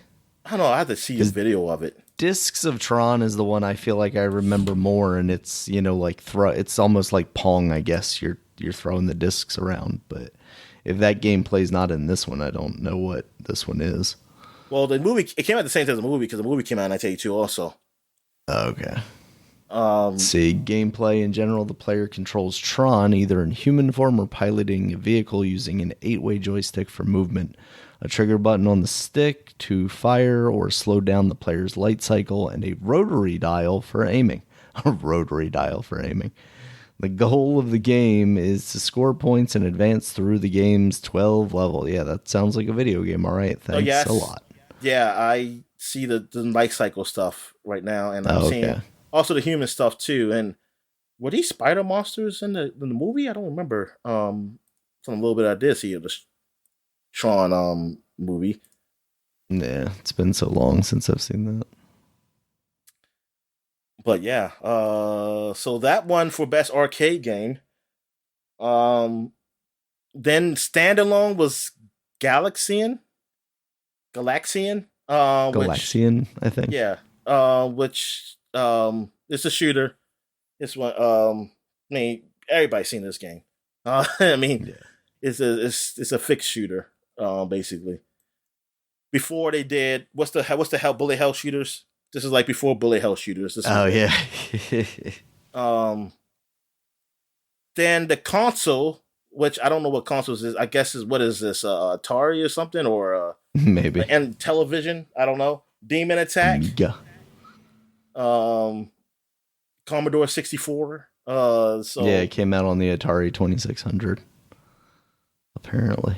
Yeah, that was it. And then David's Midnight Magic came out on computer. That sounds very nasty. That sounds like that is the precursor to being addicted. Yeah. What the heck? As it turns out, it might just be like a Broader Blunt is something I used to see all the time. Is that still a company? What is that? Broader Blunt, the company, they're developers and publishers of games. Okay. I used to see that all the time. I remember in computer games when I was young. That company's name. Okay. And they still? Nope, they went defunct in 1998. Yeah, so that's it. So the only game I really know is Galaxian. Honestly. Yeah. now we go to 1992 and Street Fighter 1. So Street Fighter 2. That checks out. Yeah. I mean, that game is awesome. I mean, that's still people still love that game. I mean, that's some people still like that's one of their favorite Street Fighters. At least for me, it is. Yeah, fuck this new Street Fighter stuff. Like, fuck that. All right, so now we're going to the Famitsu Awards. And this is that publication over in Japan. This is their so they started in 1986 was their first one. So we can do they don't have one for 1992. They stopped apparently in 1991 and went to 2004. So I guess we can't do 2002 also. I don't know. I wonder why they stopped. What the hell happened? So anyway, we'll go to 2012 then, and they gave it to Animal Crossing New Leaf, which was the DS, right? 3DS game? Yes. Yeah, the 3DS that's New Leaf's 3DS game. Yep. So they gave it to them. Good. I don't know if that's good or bad. I don't know. I mean, Animal Crossing people do like Animal Crossing. I mean, so yeah. Like I can't remember all the games that came in 2012 to say like this is wrong, but I'm gonna say it's wrong anyway. Yeah. I'm just gonna say it's wrong. This is the wrong. Wrong. It's probably wrong. Right now we're going to the Game Awards. This is the Achilles people, and the Achilles does not go back that far. Their first year is 2014, so we can't do it. We know they gave Elden Ring for this year though. Spoilers. So now we got the Game Developer Choice Awards. And they do go back to 2000, so we can do 2002, which is Metroid Prime. Got it. Good for Metroid. And for 2012, Journey. So that's 2 for Journey. Heck yeah. The people's game, Dominic. The Golden Joystick Awards. This is like the porn awards. Video games. And it started in 1983, so I can't go back 40 years. But I can go back 30 years. Street Fighter 2 won. So that's 2 for Street Fighter 2. And then we go 2002. Grand Theft Auto 3 won. Wait a minute. Okay. Wrong choice for whoever had I forgot where it was at. But if you did not pick Grand Theft Auto 3, it's wrong choice. Well, actually, you know what? Like we said, because technically Vice City came out in 2002. Right. So, and which, I mean, spoiler alert, next year that will win, but y'all won't remember, so it'll be new. I won't remember. It'll be new to me. Yeah, it'll be new to me too, because I won't remember. All right.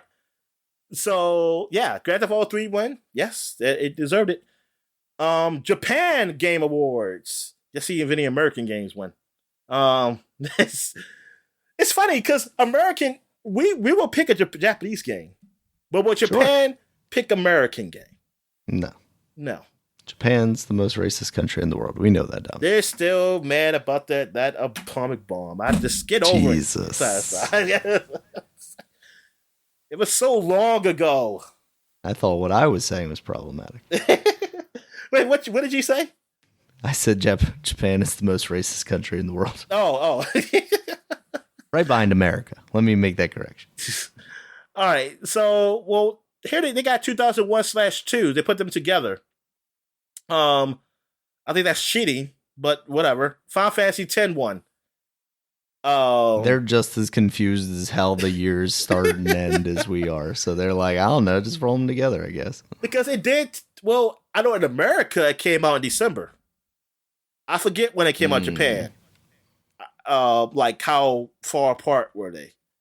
Yeah. But yeah, but anyway, yeah.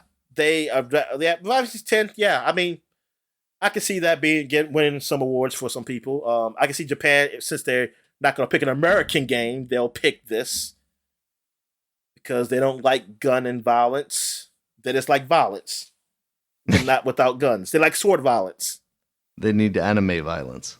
Yes, and like and boobies and big boobies. So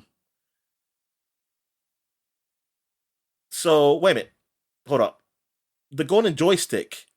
I didn't. You know what? I gotta go back to Golden Joystick because I didn't do 2012. I would have hit it Oh myself shit. here. So I still had to do 2012 for Golden Joystick, and that was Elder Scrolls Skyrim. Yep. Yeah, Good Animal choice. Crossing's definitely better than that. Oh, that okay. They were wrong about that too. Now I know why they were wrong. Yeah. Definitely. Which is funny. The game of Developer Awards had Elder Scrolls for 2011. So I said that last year. All right. And Japan, I gotta go to their 2012, and they have Gravity Rush for one. They got two of them for 2012, and JoJo Bizarre's Adventures All Star Battle, which we didn't get to play till this year. Technically, I think it's bad takes all around. Technically, I think it did come out in America in 2014, but it got re-released as All Star R, which I guess they add some extra shit. Which I don't think the girl was in this one because I think the JoJo girl was recent. So okay. Oh yeah, because I'm just going by Netflix because they just showed it. So I'm just thinking that's recent. You could be like, this came out 20 years ago, but I don't think it did. It looked too new. All right. So I wonder how they did that. Like why they choose two? Was Gravity Rush for a handheld? Could that be it? But I'm looking at 2011. But look at 2011, they just gave Monster Hunter Portable the Third. They just wanted to give everybody an award that year. They were like, there were so many good Japanese games. We just got to give them New York credit. Game Awards. The New York Game. There's a New York Game Awards. I'm going here to the next awards, and they have what is this? The New York Video Game Critics I only Circle. trust it if it's the New Yorker Game Awards. Hosts the annual awards that recognize the best contributions to video game industry from the previous year. Oh, okay. So 2012, The Walking Dead. Telltale's Walking Dead. Yeah, that's pretty good. Now we got the Spike Video Game Awards. Yeah, they didn't start to 2003. So we're gonna go down to 2012, which is almost near the end of their awards. The Walking Dead one, and I think I watched that one. Jeff Keighley was the host. Yep. And then we got the South by Southwest Awards. They started in 2014, so we will not be seeing anything from them right now. Though technically they already did 2022 awards, which I'll talk about them later because when we do later on in January, maybe. All right. The VSDA Awards, which is the Video Software Dealers Association Awards. Sound like a car dealership kind of thing. But yeah, they started in 1983. They stopped in 2001. So all I can really do is 1992, which well, I can't because they don't have one. No, they don't have one either. I can't do anything from them. So now we got the Ars Technica Awards. Which is this a website? Yeah, it's a website. Yeah, I was going to say, I know this. It sounds familiar. They started in 2012, so we can do them. Dishonored. They gave Dishonored the award. Destructoid. All we can do is 2012 for them. The Walking Dead. So Walking Dead has been, they're getting named now. Easy Allies. Yeah, these guys. Formerly Game Trailers. So which at the time it definitely would have been Game Trailers. I was about to say 2005. Yeah, and 2005, like they started in 2005 too. I was like, yeah, they weren't Easy Allies. They shouldn't count them. That's bull. No, they should separate those. Separate that. Yeah, I'm going to argue with the wiki people. Well, I can just change it myself, but I don't feel like I was going to say, you can just go in there yourself, maybe. So we got 2012. They gave it to XCOM Enemy Unknown. It's a good year for video games. Because I don't believe those are the same guys that were there in 2005. Yeah. I don't believe that because those guys look younger than me. And in 2005, I would be in college and they would be in high school. Yeah. The only guy I know from Game Trailers is the guy that did the voiceovers. But XCOM Enemy Unknown, yeah, that's a good choice too. Yeah, no, it's a good year Even though for I video still would have games. gave it to Skyrim. But then again, I don't know when they did Skyrim. I don't know whether it was in 2011. They would have been nominated. No, you know what? It would have been wrong. If Skyrim was 2011, they gave it to Uncharted 3. That would have been wrong. Uncharted 3 is still a fantastic game. So they're wrong Maybe on one not of these Skyrim, things. but still a fantastic game. Okay, Edge Magazine. All right, they got 2002 Metro Prom. Good for them. That's a good one. Yeah. Yes. Then they got Halo didn't win any of them. Boo. Then they gave it to Dishonored in 2012. There you go. Think Metroid Prime was 10 years old last year, or 20 years old rather, this current year, and they couldn't see fit to release the alleged remake that they have, or remaster that they have been working on in that year. What the hell? God, Nintendo, man, they're gonna announce it tomorrow. It's just so weird. Nintendo is so weird, man, with this shit. When's Advance Wars gonna come out? Yeah, if it does come out, Dan, it's gonna be a limited thing, like the Mario shit, and be like, you got 20 days to buy it. You know, I was going through clearing off my Switch the other day, and I still had Mario 35 or whatever on there. I was like, let me see what happens when I try and boot this up. And man, let me tell you, it lets you get into the game. It lets you select a mode. It lets you select a thing. And then when it finally is searching for a game, it's like, oh yeah, this thing's offline. Thanks for trying to play it. It's like, you can't just make it so it can't launch anymore. That's too much work. I guess. Assholes. They're assholes. They are. I'm going to make a game that you won't be able to play. It's like, you're a great, you make some great games. You got some great content. And you just want to be like, you know what? I guess if we do what the people want, even though it will make us actually money, we won't lose money if we do it even how some people wanted it, like how they want to release their games and have a service. We make a whole lot of money, but it will be too powerful. We'd be afraid that the U.S. government would come after us for becoming a monopoly. We will be too powerful. We can't. We're doing this for the good of humanity. That listen, we're taking a step back because we can destroy everyone, but we're like, no, we're just going to be a little instead, weird. We're letting you download our ROMs so that you don't have to pay us for them. It's like they're doing us a favor, though. Yeah, they say we're going to be a little weird and everything, but because we know this power, we will not be control ourselves. Where I'm at here, I'm at the edge, and we said Dishonored. So now we're going to Electronic Gaming Monthly (EGM). Yep. And what we got here, we got 1992. So because they started in 1998, so they got Street Fighter 2 as their game of the year. That makes sense because it seems like Street Fighter 2 has been winning that year.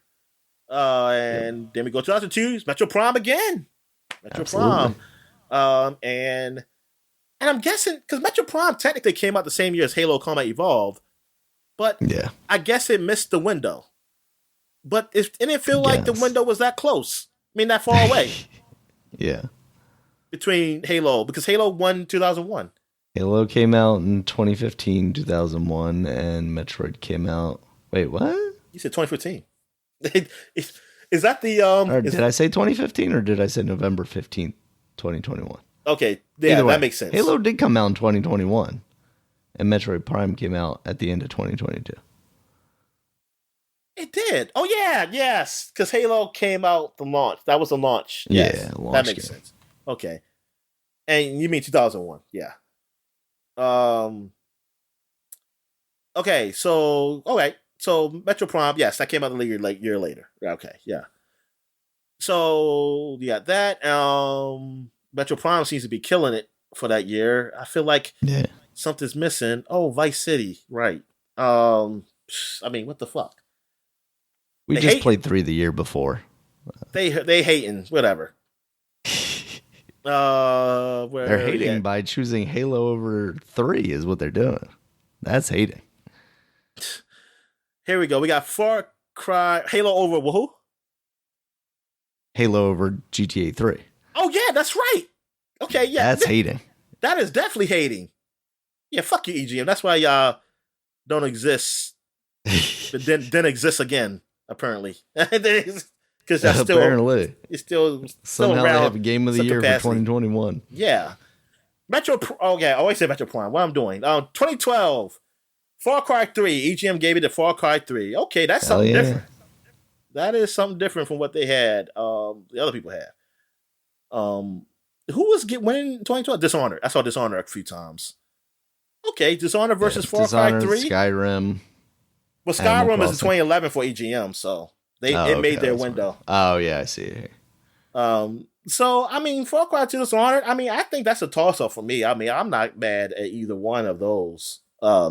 Technically, like that's not something I would really like lose my shit over. Oh yeah, Journey was the other one that keeps showing. That's right, Journey. Yes, I'm happy. They chose the right thing then. Don't give it to that game. Let your artsy fartsy game out of here. Let me shoot some animals. Let the Oscars of the Game Awards do that shit. All right, Empire. And we can't do that one because we don't have one for 2012. They start to 2014.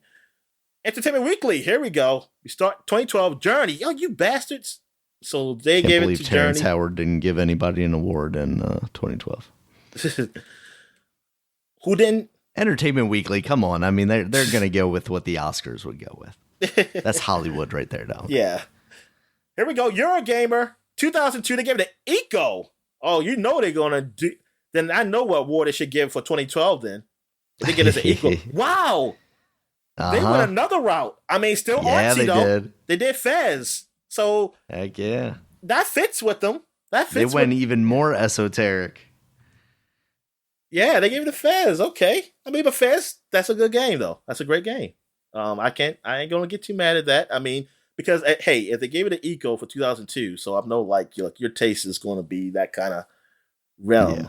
Even though they did give it to, I guess, next year will be Vice City. I guess they missed the window.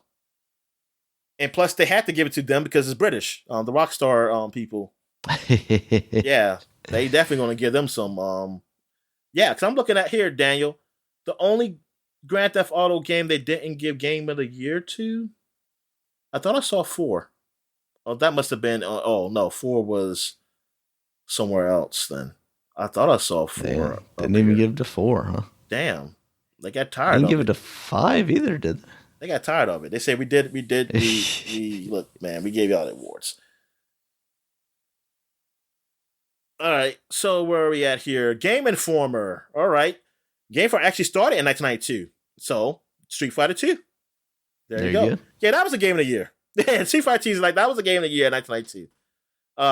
Think about that. A fighting game was game of the year. That's wild. I mean, that's why I always felt weird when they got to the PlayStation, probably PlayStation 2, but I want to say not even PlayStation 2, maybe Xbox 360 and PS3 days. When I saw like how Street Fighter and them how they were selling, and like they sold a lot, but compared to some of these other games, I was thinking like I thought fighting games were bigger. And I was like, I thought they would be like some of the top selling games of all time. They used to be when arcades ruled the days. Yeah, I think, yeah. And you wanted to take home a version of that. Because I'm like, as much as Street Fighter is famous, it's not the best selling, it's not even the best selling fighting game. And I always found that weird. I was finding it weird, like, but everybody keeps saying, these fighting tournaments is Street Fighter. I was like, but Mortal Kombat sells more than that. The disrespect. I'm sorry, the disrespect they do to Mortal Kombat. But still, even then, it's like, man, fighting games is not as big as I thought in my head. They're huge, but they're not as. I thought they were like grandiose, huge. Like they were like, okay, like the top 5 games ever. It's a fighting game or something like that. But I was totally fucking wrong on that. It just felt like it was so much bigger when I was younger. All right, so now we're going to 2002. Grand Theft Auto Vice City 1 for Game Informer. I remember that. And 2012, Mass Effect 3. Yay! Oh! All these people were wrong then. Mass Effect 3 should have been winning. But it was 3. It was the one with the bad ending down it. Come on. Yeah, but still, it had a lot of good stuff. Ruined the game. All right, GameSpot. They started in 96. So we're going to 2002. Metroid Prime. Yeah, Sailor Metro Primes really went in 2002. Yeah. People were not trying to give love to Vice City as they should. And then you have Journey. Oh my God, Journey is just killing. Yeah. Journey is just killing. Games Radar. Come on, Games Radar, help me out here. The Walking Dead. Yeah, The Walking Dead got it. They said, fuck Journey. And so, yeah, they only had 2012. Then they they started in 2006. Then you got Gangst, whatever the fuck they are. They started in 1987. So we got 1992, Street Fighter 2. But they have a Dash Championship Edition.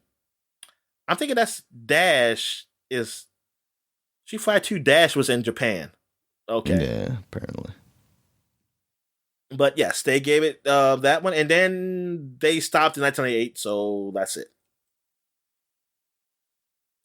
They had Giant Bomb, which started in 2008, so we can't do that. So we go to 2012. Wow, they gave it to XCOM. Yep. Good for them. Wow, I can't believe they actually agreed to that. People just gave up. That's when they just give up. People just give up when they get to the point. There's definitely, they actually did a thing on their latest podcast where they kind of relitigated some of the Game of the Year stuff. I mean, obviously, most of the team that was there when they were giving these awards aren't there anymore. But somebody on their Reddit actually went through and did it what they're calling Eurovision style, which was basically like take people's personal top tens and assign points totals to each of the levels. Like if you made it your number one, it gets 12 points and so on and so forth. Oh, that's cool. And a lot of them actually like shifted around a lot. And it was kind of interesting to see. Like, it was weird that, you know, some of these games ended up at the top of the list when they weren't really anybody's top game, you know? And so what else? I think that's it. Yeah, that's all I can do for that. Yeah. Hardcore Gamer started in 2012. Hardcore. And they got Far Cry 3. That's a hardcore game, all right. Yeah. And IGN, they started in 2001. So we got 2002, Battlefield 1942. So they said, yeah, take that, Metroid Prime. And yeah, Battlefield 1942, man, that came out. That was such a big thing. I mean, nobody had seen, like, outside of MMOs, like, multiplayer games that large before. It was wild. And then Mag came and destroyed everything, Daniel. Yep. Burned it down. What else we have here? We got 2012, they gave it to Journey. Boo, IGN. Trying to pretend you had some culture or something. Alright. Polygon started in 2012 and they gave it to Walking Dead.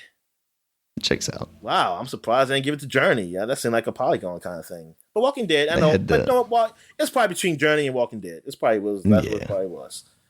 All right, we go. Time Magazine started in 2006, so we got 2012. Wow, they went Guild Wars 2.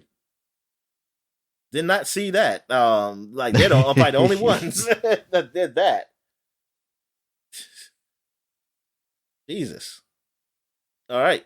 US Gamer. What they got here? Oh, we can't do them. They didn't Nothing start for us. Yes. Yahoo, here we go. They started in 2007, so we got 2012, The Walking Dead. I'm glad Yahoo Sports could pick The Walking Dead as its game of the year for 2021. So what we seen for 2012 was mostly like Walking Dead, Journey, and one person did Mass Effect 3. One person, all depends with Skyrim, how that fell with the previous year. But the previous year is really one guy was Fez. Yeah, one person was Fez. 1992 was Street Fighter, basically. That was Street Fighter. Street Fighter that was decisive. Decisive victory. I if we said another game, I don't even fucking remember it. Far Cry, Dishonored, Mass Effect 3, Journey, Walking Dead, XCOM, basically. Yeah, but Journey seemed like that was it. That was basically the one I heard the most. But you had Halo 4 come out that year. You had Borderlands 2 come out that year. Animal Crossing. Oh, yeah, that was the Japanese one. But yeah, those are kind of the big titles. Diablo 3, I guess, maybe could have showed up on some lists. Yeah, damn, they had to be up there. Like if people did by categories, they probably were in those respective categories. So what was the other one? 2002. 2002 was Metroid Prime that won. Yeah. Mostly we were saying that. What was the other one for 2002? Vice City 1942, Battlefield 1942, Neverwinter Nights. I'm looking like, when did Wind Waker come out? Because they're listing this as 2002. Because it came out at the end of the year. Remember? Okay, we had in Japan, December. That's what it was. Because remember we said that the last podcast, that was the anniversary. Yeah, we did. Yeah, because it doesn't come out. But it doesn't count until it comes to America. March. Yeah, exactly. It doesn't count until it comes out to America. And plus, they probably missed the window in Japan also because it was so late.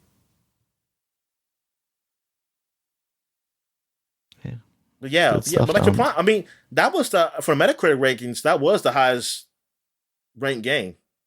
Yeah. It beat Wind Waker by 1 point. Wind Waker doesn't count though. Like I said, December. So it beat by 2 points. It beat Grand Theft Auto Vice City. You did have Madden in 2003. Why do I put that for Game of the Year? That got like a 95 on Metacritic. You got Tony Hawk's Pro Skater 4. That was a 94. Virtual Fighter 4. That was, I remember hearing that was great. That was big, yeah. Then, Grand Theft Auto 3 came out for the Windows. Warcraft 3. Oh, Warcraft 3 came out. Damn. Tom Clancy's Splinter Cell. Tony Hawk for the Xbox came out. 3. NFL 2K 3. Super Mario Sunshine. Metroid Fusion. Eternal Darkness. You got Tiger Woods. You got Time Splitters 2. Medal of Honor Allied Assault came out too in 2002, Daniel. You got Resident Evil for the GameCube came out. Of course, we said Neverwinter Nights. Panzer Dragoon Orta for the Xbox came out. Ratchet and Clank came out. Ratchet and Clank was only 88 out of 100 though on Metacritic. Elder Scrolls 3 came out. Medieval Total War. Oh shit. Okay. Medal of Honor Frontline. That's a PlayStation 2 one. And Jet Set Radio Future. NBA Street. Oh my god, that was so. Oh yeah, you had so much greatness. You had so much greatness back then. You just threw it all away. All right. So, that is it for the flashback segment. This is a very long flashback segment that I might even edit out the beginning of the podcast. So, I might not do the freaking sports and shit. Fuck that. We'll wait till NFL's over with, and then we can talk about it. All right. So, we're going to take a quick break. When we get back, we'll get to the gaming news. And all right. Not much on that. So, don't have to worry. No. And we're back. And then we get to the gaming news. So what we got, Dan? All right, so I don't have much this week, Dominic, because much for these past 2 weeks, because it's been the holiday. Kind of everything shuts down. The gaming news shuts down. The gaming publications usually kind of take the week between the two holidays off. Also, they hibernate. So, they hibernate, Daniel. They hibernate, yeah. So if there's nobody to cover them, video game companies don't usually put out much news. But it was announced that Sifu will be coming to the Xbox and Steam eventually. It's going to be coming out next year, as of recording this, and March 2023. There's no specific date. Wait a minute, Sifu was just on Epic Store? Yeah, so on PC it's Epic Store exclusive, and then right now it's only on PlayStation and just recently released. And I should know that because Switch. I played on PC, but I didn't know it was only on Epic Store. Yeah, Epic Store only. So they're also getting an arena update. So basically, kind of the same thing they did with Batman Arkham Asylum back in the day. Oh, that's what's up. They just kind of drop you into an environment. Are they getting exclusive like Joker content too? No, there's no Batman related stuff, Oh, unfortunately. yes, there is. If you do the mods, stuff. But that's true though. True, yes. But it's not. Yeah, some of those mods are wild. So They are, man. They but cool. yeah, that is a game. I mean, I'd say it about everything at this point because I'm already paying for it. But I would love to see that on Game Pass because it's a game that is probably something that the difficulty is gonna push me away from it pretty quickly if it's as difficult as it sounds. If I didn't, go the direction of putting cheats on it, which probably would be more fun for me. But I would like to try it. It seems like a really cool game. So yeah, that's basically the news though I got, Dominic. I do have the January 2023 games for gold here. They include Iris Fall and Autonauts. Autonauts looks kind of like Minecraft, and Iris Fall is like a puzzle kind of game. It looks like almost a 2D platformer, but with puzzle elements to it. Continuing the trend of probably games you haven't heard of coming to Xbox Games for Gold, because anything worth a shit, they're making contracts to put Exactly, because I don't know what Game the fuck Pass. these games are. the last few months, Daniel, I was like, what Yeah, the hell? I mean, basically, yeah, for the last like 6+ months now, it's been like this. Meanwhile, January for PlayStation Plus, they have Star Wars Jedi Fallen Order, which makes sense because that next game's coming out somewhat soon. You also have Fallout 76 and Axiom Verge 2 as well, so that's not a bad selection there. No, and look, Fallout 76. Come on, that's a Microsoft game now. Yes, so Microsoft's Fallout 76. That's funny. I didn't even think about that. They shouldn't be doing these kind of deals with them, Dominic. What the hell? I know, man. You've already got it on Game Pass. Don't give it to them for free. How dare they? This is part of them trying to like appease the government. They're like, look, we're giving them games for PlayStation Plus. Oh wait a minute, did you see that? I saw that on Game Informer, but I didn't read the article. Informer. About Yeah, so there was some stuff basically. I didn't put it up here only because we've talked so much about that whole thing. But basically they kind of put out a rebuttal to this lawsuit that came out from the FTC, basically saying like, oh, we're just one in many game publishers, like, oh, we're not doing anything wrong, fuck off, basically. It's unconstitutional. Yeah, so Microsoft is pushing back on this idea that this merger would do any sort of damage to video games as a whole. I feel like this is going to be kind of a long, drawn out process. What's his name? What's the Sony guy we always hear about? What's his name? Which one? The Sony guy. Oh, shit. Why am I blanking on his name now? Jim Ryan. Like, he said that they're not a threat. Like, the gaming, he's like, Game Pass is not a threat or something, like they're not worried about it. Yeah. But it's like, dude, then why are you crying so much? Yeah, I was like, well, first of all, look, here's the thing.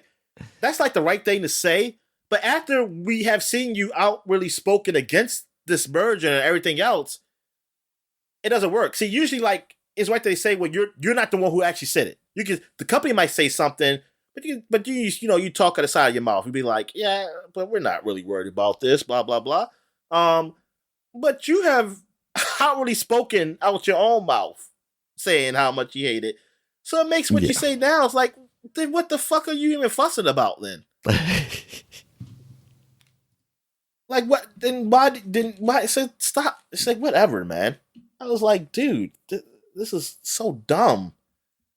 I was like, I like that back in the day when y'all company people, y'all just talk that stupid, like that talk of like, you say nothing really negative, I mean, like, you don't cry. Like, I'm not used to, like, this is a new age. See, people, they grow up with this, and now they're saying, like, hey, people talk like they talk on the internet. I didn't grow up like this. So I didn't grow up like what's hearing, like, the big talk, either execs or something, like, crying over shit. Like, they talk very robotic. They say, like politicians, basically. Yeah. Every word is manicured. They don't want to offend anybody, whether it's the customer or their competition. Yeah. And hearing like this kind of talk at first, like a younger me would like this, like yeah. Now older, it's like it just seems so juvenile. That's to a point where because then you say shit like this, it's like so contradicting. It's like yo, what the fuck are you talking about, dude? You would just be crying like a little bitch over Yeah. this merger and shit when you feel like y'all if y'all so much in the control and in the lead, you would never have been worried about it. And I'm not saying you're not. I mean, but you are worried because you want to stay in the lead, and that's fine. But I don't need to hear you bitch about it. Yeah. It's just,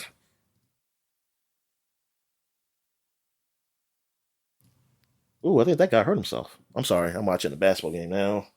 On TV because it's the afternoon now, so it's middle of sports stuff happening. Yep. All right, Dominic. So that's our news for the week and for the year. And we got one last new release for the year. I think they actually kind of announced this at the last Nintendo Direct. I thought they had actually given a date for it, but everybody talked about this like it was some kind of surprise. But Sports Story has now released. That is the follow-up to Golf Story for the I was Nintendo a little Switch. shocked because I did not realize it was just that close to release. So, yeah, I'm excited to play that. I downloaded it already, but I was playing Hades on the Switch, so I haven't gotten around to it yet. But yeah, I'm excited to give that a try. I have not seen any reviews or anything for it because, again, like all the publications, it feels like are on vacation right now, so nobody's really given hot takes on it yet. Like all these people should be like anti-religions and shit like that. Man, get the hell out there and start it. Write their damn review. Like oh, y'all celebrate Christmas or Hanukkah or any other thing. Yeah.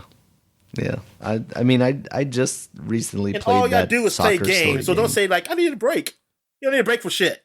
You just play games. Hey, now, come on, it's their job. Stop it, Dominic. Anything can be a job if you try hard enough or are forced to do something hard enough. So, yeah, whatever. I ain't giving that I excuse. I ain't letting them get away with that excuse, Daniel. I ain't getting nobody game. You play free games, that excuse. Unless you're making the game. I ain't give you that excuse.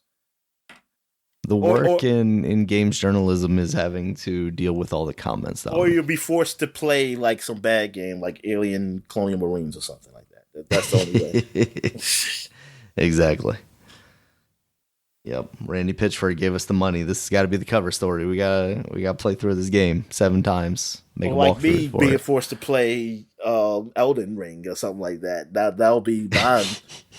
Y'all gave it a year, it'd be my nightmare. It's like, oh my god. Well, I got bad news for you, Dominic. I just downloaded Elden Ring through Steam. You got to play that on NVIDIA.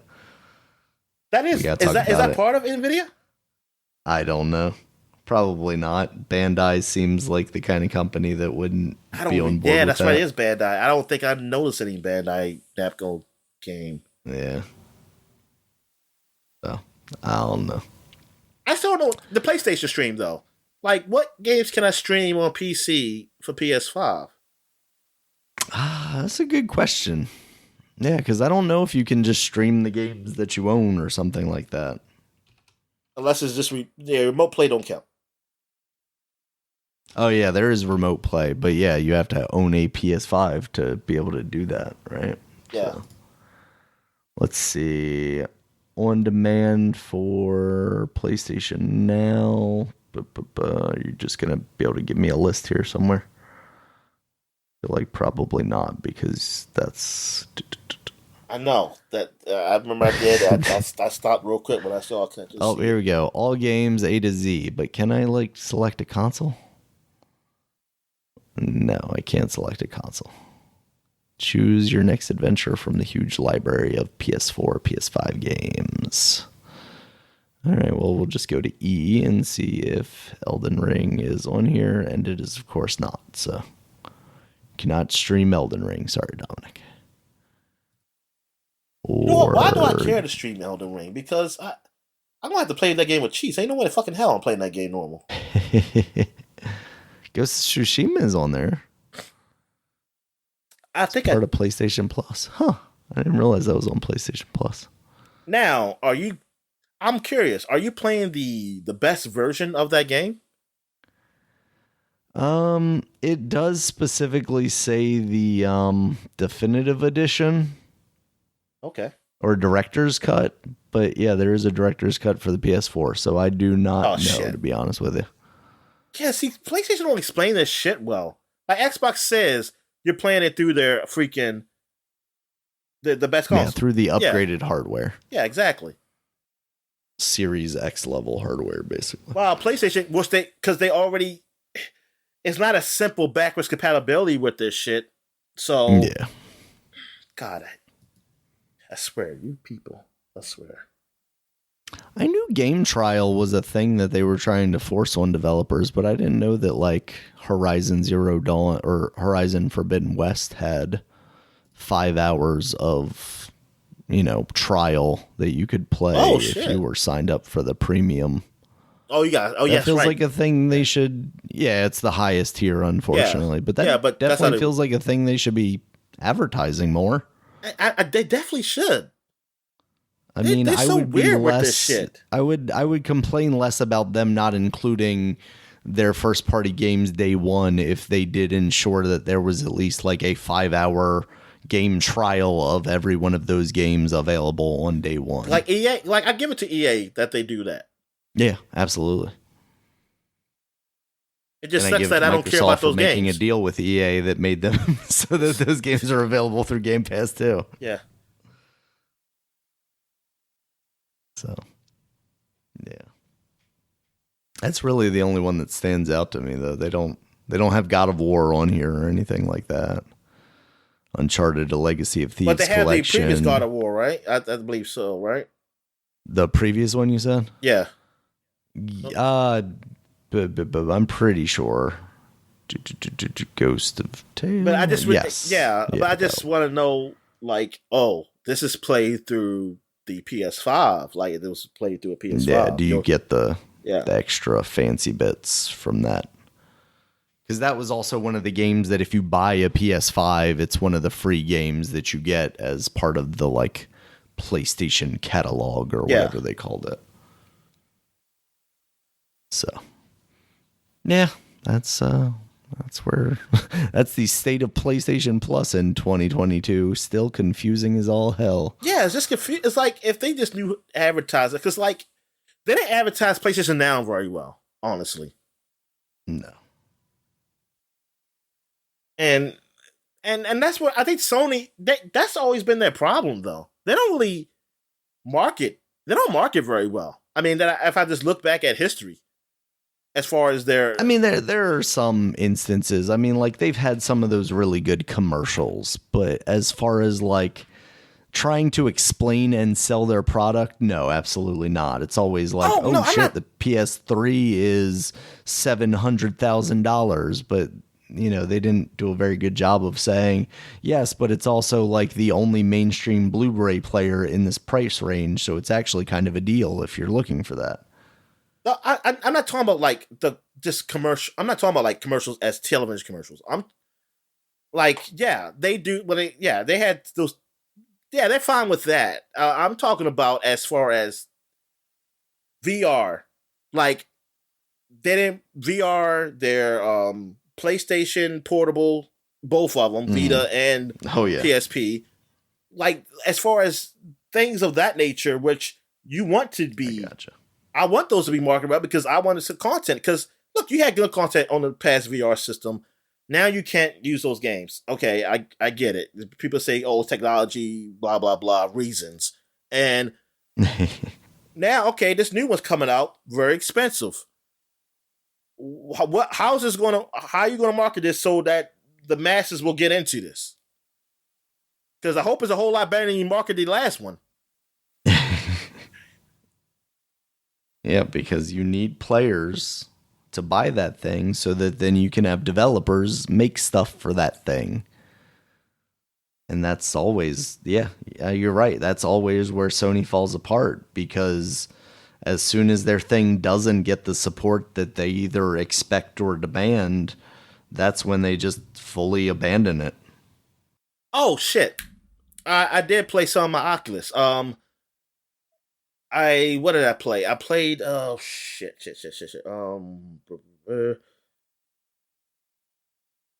Oh, I just played some more Robo Recall. Like I didn't. I mean, I played some new levels though. I played some new levels. I fought a big boss that it scared me because how big he is and he kept getting close. Even though I know he couldn't do nothing, it just felt menacing. I was like, oh my god. So now I know that you know what. Like when I see these movies when they have like these big giant monsters come in front of people, I know that I will be shitting my pants and crying, probably crying if that really happened in real life. I don't know how these people can just be like, even when they be scared, like when like the Transformers, when the big Transformers get in front of those people and stuff, I would probably die before they even it's touch heart attack, straight up. Yeah, I was like, oh shit, giant robot is like that. I was like, ain't no way in hell I will survive when I see something that's scary and huge. Yeah. Or like Godzilla. Like Godzilla. If it really was a Godzilla run, oh my goodness, I'll be dead. Because I would just shit myself to death. I would defecate myself to death. He'd be like, oh, he just shit his intestines out. That's how he died.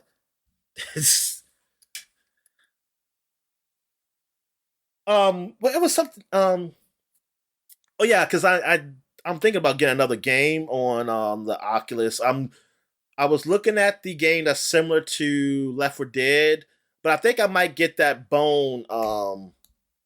Boneworks. Boneworks one, yeah. I think I'm getting that because that's a lot of people really loving that, and then it says like some good mods you can download for it too. I'm thinking about getting that. I think I might get Boneworks, and it's a sale. Which you know what? Oh fuck, I need to really get on that because it might be going way soon because the New Year's happening. Yeah.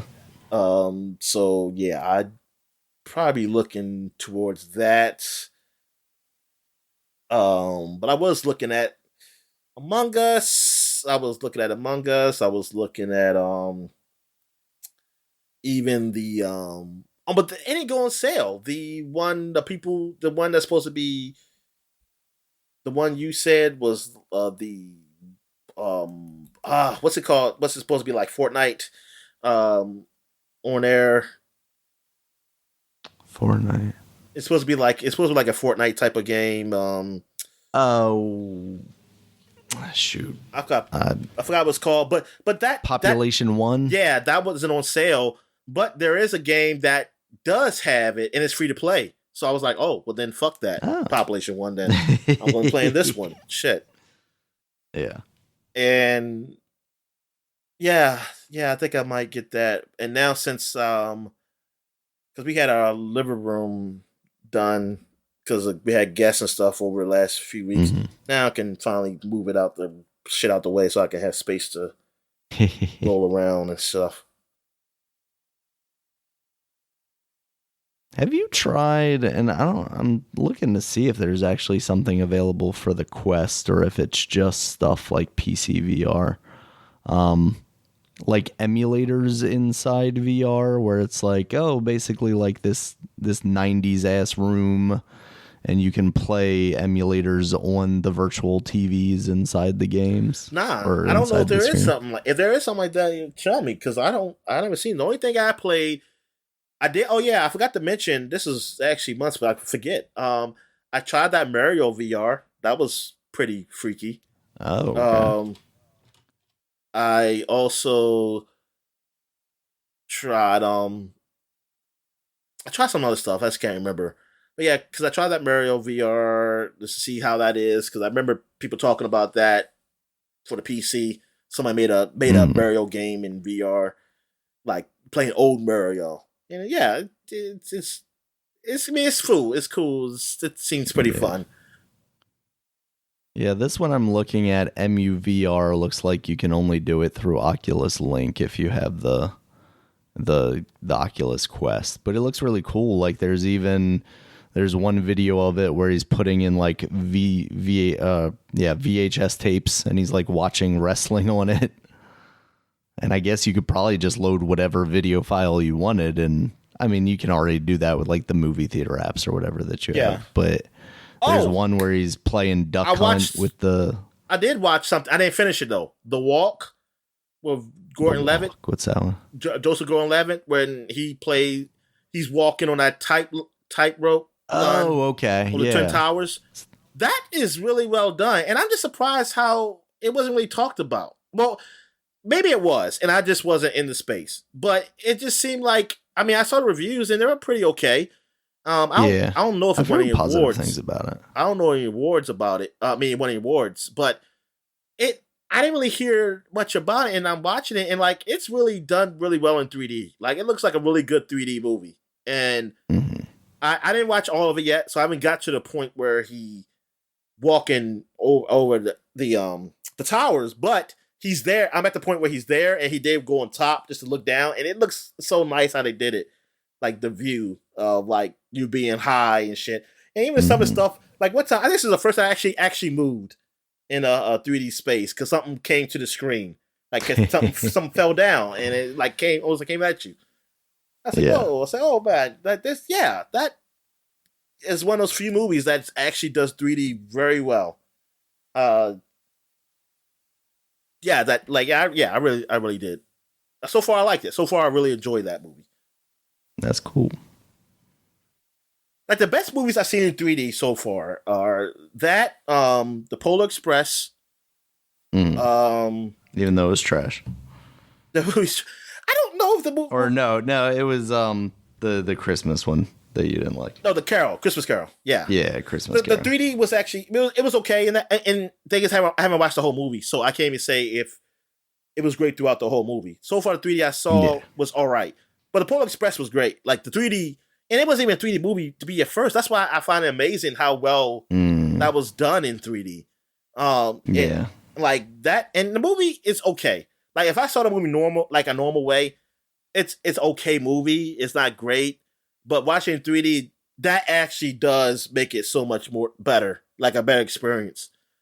And of course, Avatar is great. Though I did watch Avatar again in 3D, the first one, which. Still good in 3D, but I don't know. It just doesn't feel the same. I mean, because now, I mean, I've seen those movies do it somewhat better than Avatar, even though Avatar is still up there. I mean, it's still up there. Do they have like an Avatar Way of the Water trailer that you can watch in 3D yet on there?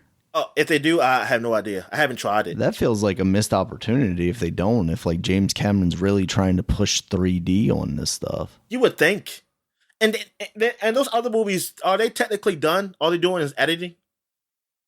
Honestly, I don't know. Because I thought they were supposed to be like filming them back to back or whatever. Yeah, because he said he didn't want the children to age too much. Yeah, so I'm not sure.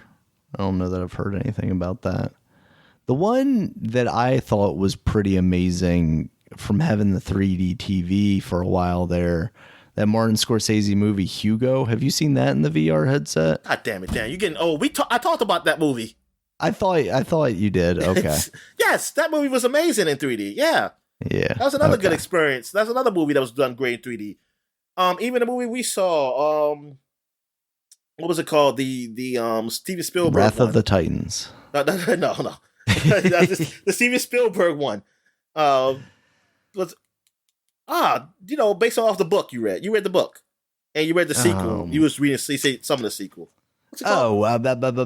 Ready Player One. Yeah, that looked pretty. That was pretty good in 3D. It wasn't great. Now it wasn't as great as those movies I said before.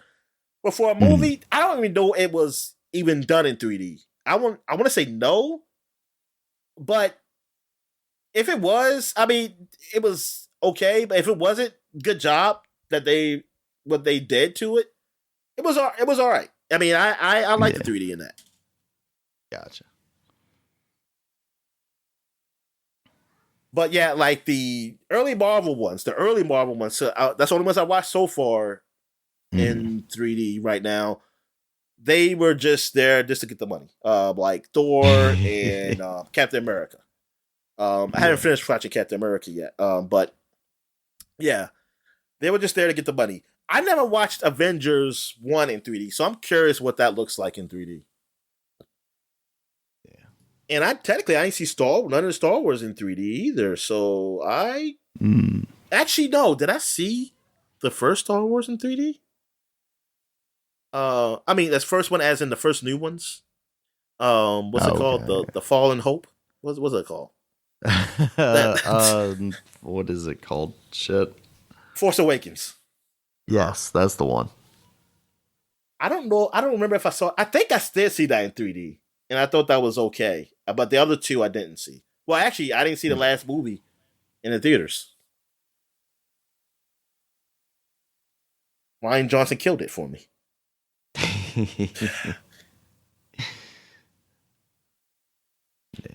Yeah, I wanted to watch that Knives Out thing on Netflix, but the first one isn't streaming anywhere as part of a service. So I don't know that I need to watch that. I don't think you need to, man. I think the only thing is him. I think it's a whole new... Yeah, just Daniel Craig's character. Yeah, it's a whole new case and everything. Yeah. So I'll probably end up watching that at some point before I see that first one. And you get to see Batista in a Speedo, man. It's awesome. Is he in a Speedo? I saw him in one of the commercials. That's just wrestling, Dominic. I mean, I've seen that plenty of times. Oh, yeah, exactly. Oh, no, but he pulls a gun out his little Speedo pants. Oh, okay. That actually would be amusing.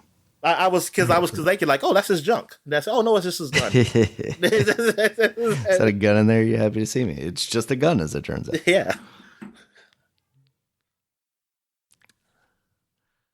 All right, Dominic. You got anything else for the people? Nah, I'm good. All right. We'll wrap this podcast up for this year. We'll wrap this year up. Thank you guys, as always, for listening. What up? Did Rian Johnson do the new one too? Yeah, I think so. Okay. Yeah, I'm pretty. Yeah, he definitely did because I saw videos of him on set with Batista. I liked 3 of the 4 Rian Johnson movies I've seen. That's Looper or Jumper, whatever it's called. Looper, right? I think it's Looper. Looper, the one with the Bruce I like Willis, that, right? And I like. Yeah. Well, I didn't see the second Knives Out. I can't say I liked it. I liked 2 of the 3 I've seen of Rian Johnson. Yeah. I can't think of. Did he do any other movie? Is he the one that did Brick with Joseph Gordon-Levitt? Yeah, he did Brick. That was the movie he did before Looper. I've never seen it. I have seen it. I've seen parts of it at least. It's supposed to be like a noir kind of thing, but takes place in like a high school or a college or something like that. Now, here's the thing with The Walk. Joseph Gordon-Levitt is not very good. Is he not good? Because I don't know. Yeah, I don't know. because I don't know. His ski does a French accent, and does he? Listen. I can never tell if something's bad. A bad accent, because y'all just sound weird to me. So I was like, I don't know if they're doing a bad accent. You gotta tell me. Sure. Sure. So he may be doing a very bad accent, or a very good one, or it might be a very good accent. Yeah, okay. Yeah, because I didn't hate like people were talking about Leonardo DiCaprio doing a South African, and I was like, he don't sound like Leonardo DiCaprio, so I was like, what the fuck if I know? Sounds like Elon Musk to me. I don't know. Hell, I never really heard Elon Musk talk a lot, honestly. So I didn't even know he was a South African. I didn't know he was from South Africa until I don't know when. Maybe you might have told me. Until this very moment. I'm finding this out right now. This is brand new information. All right. Back to it, Dominic. Thank you guys as always for listening.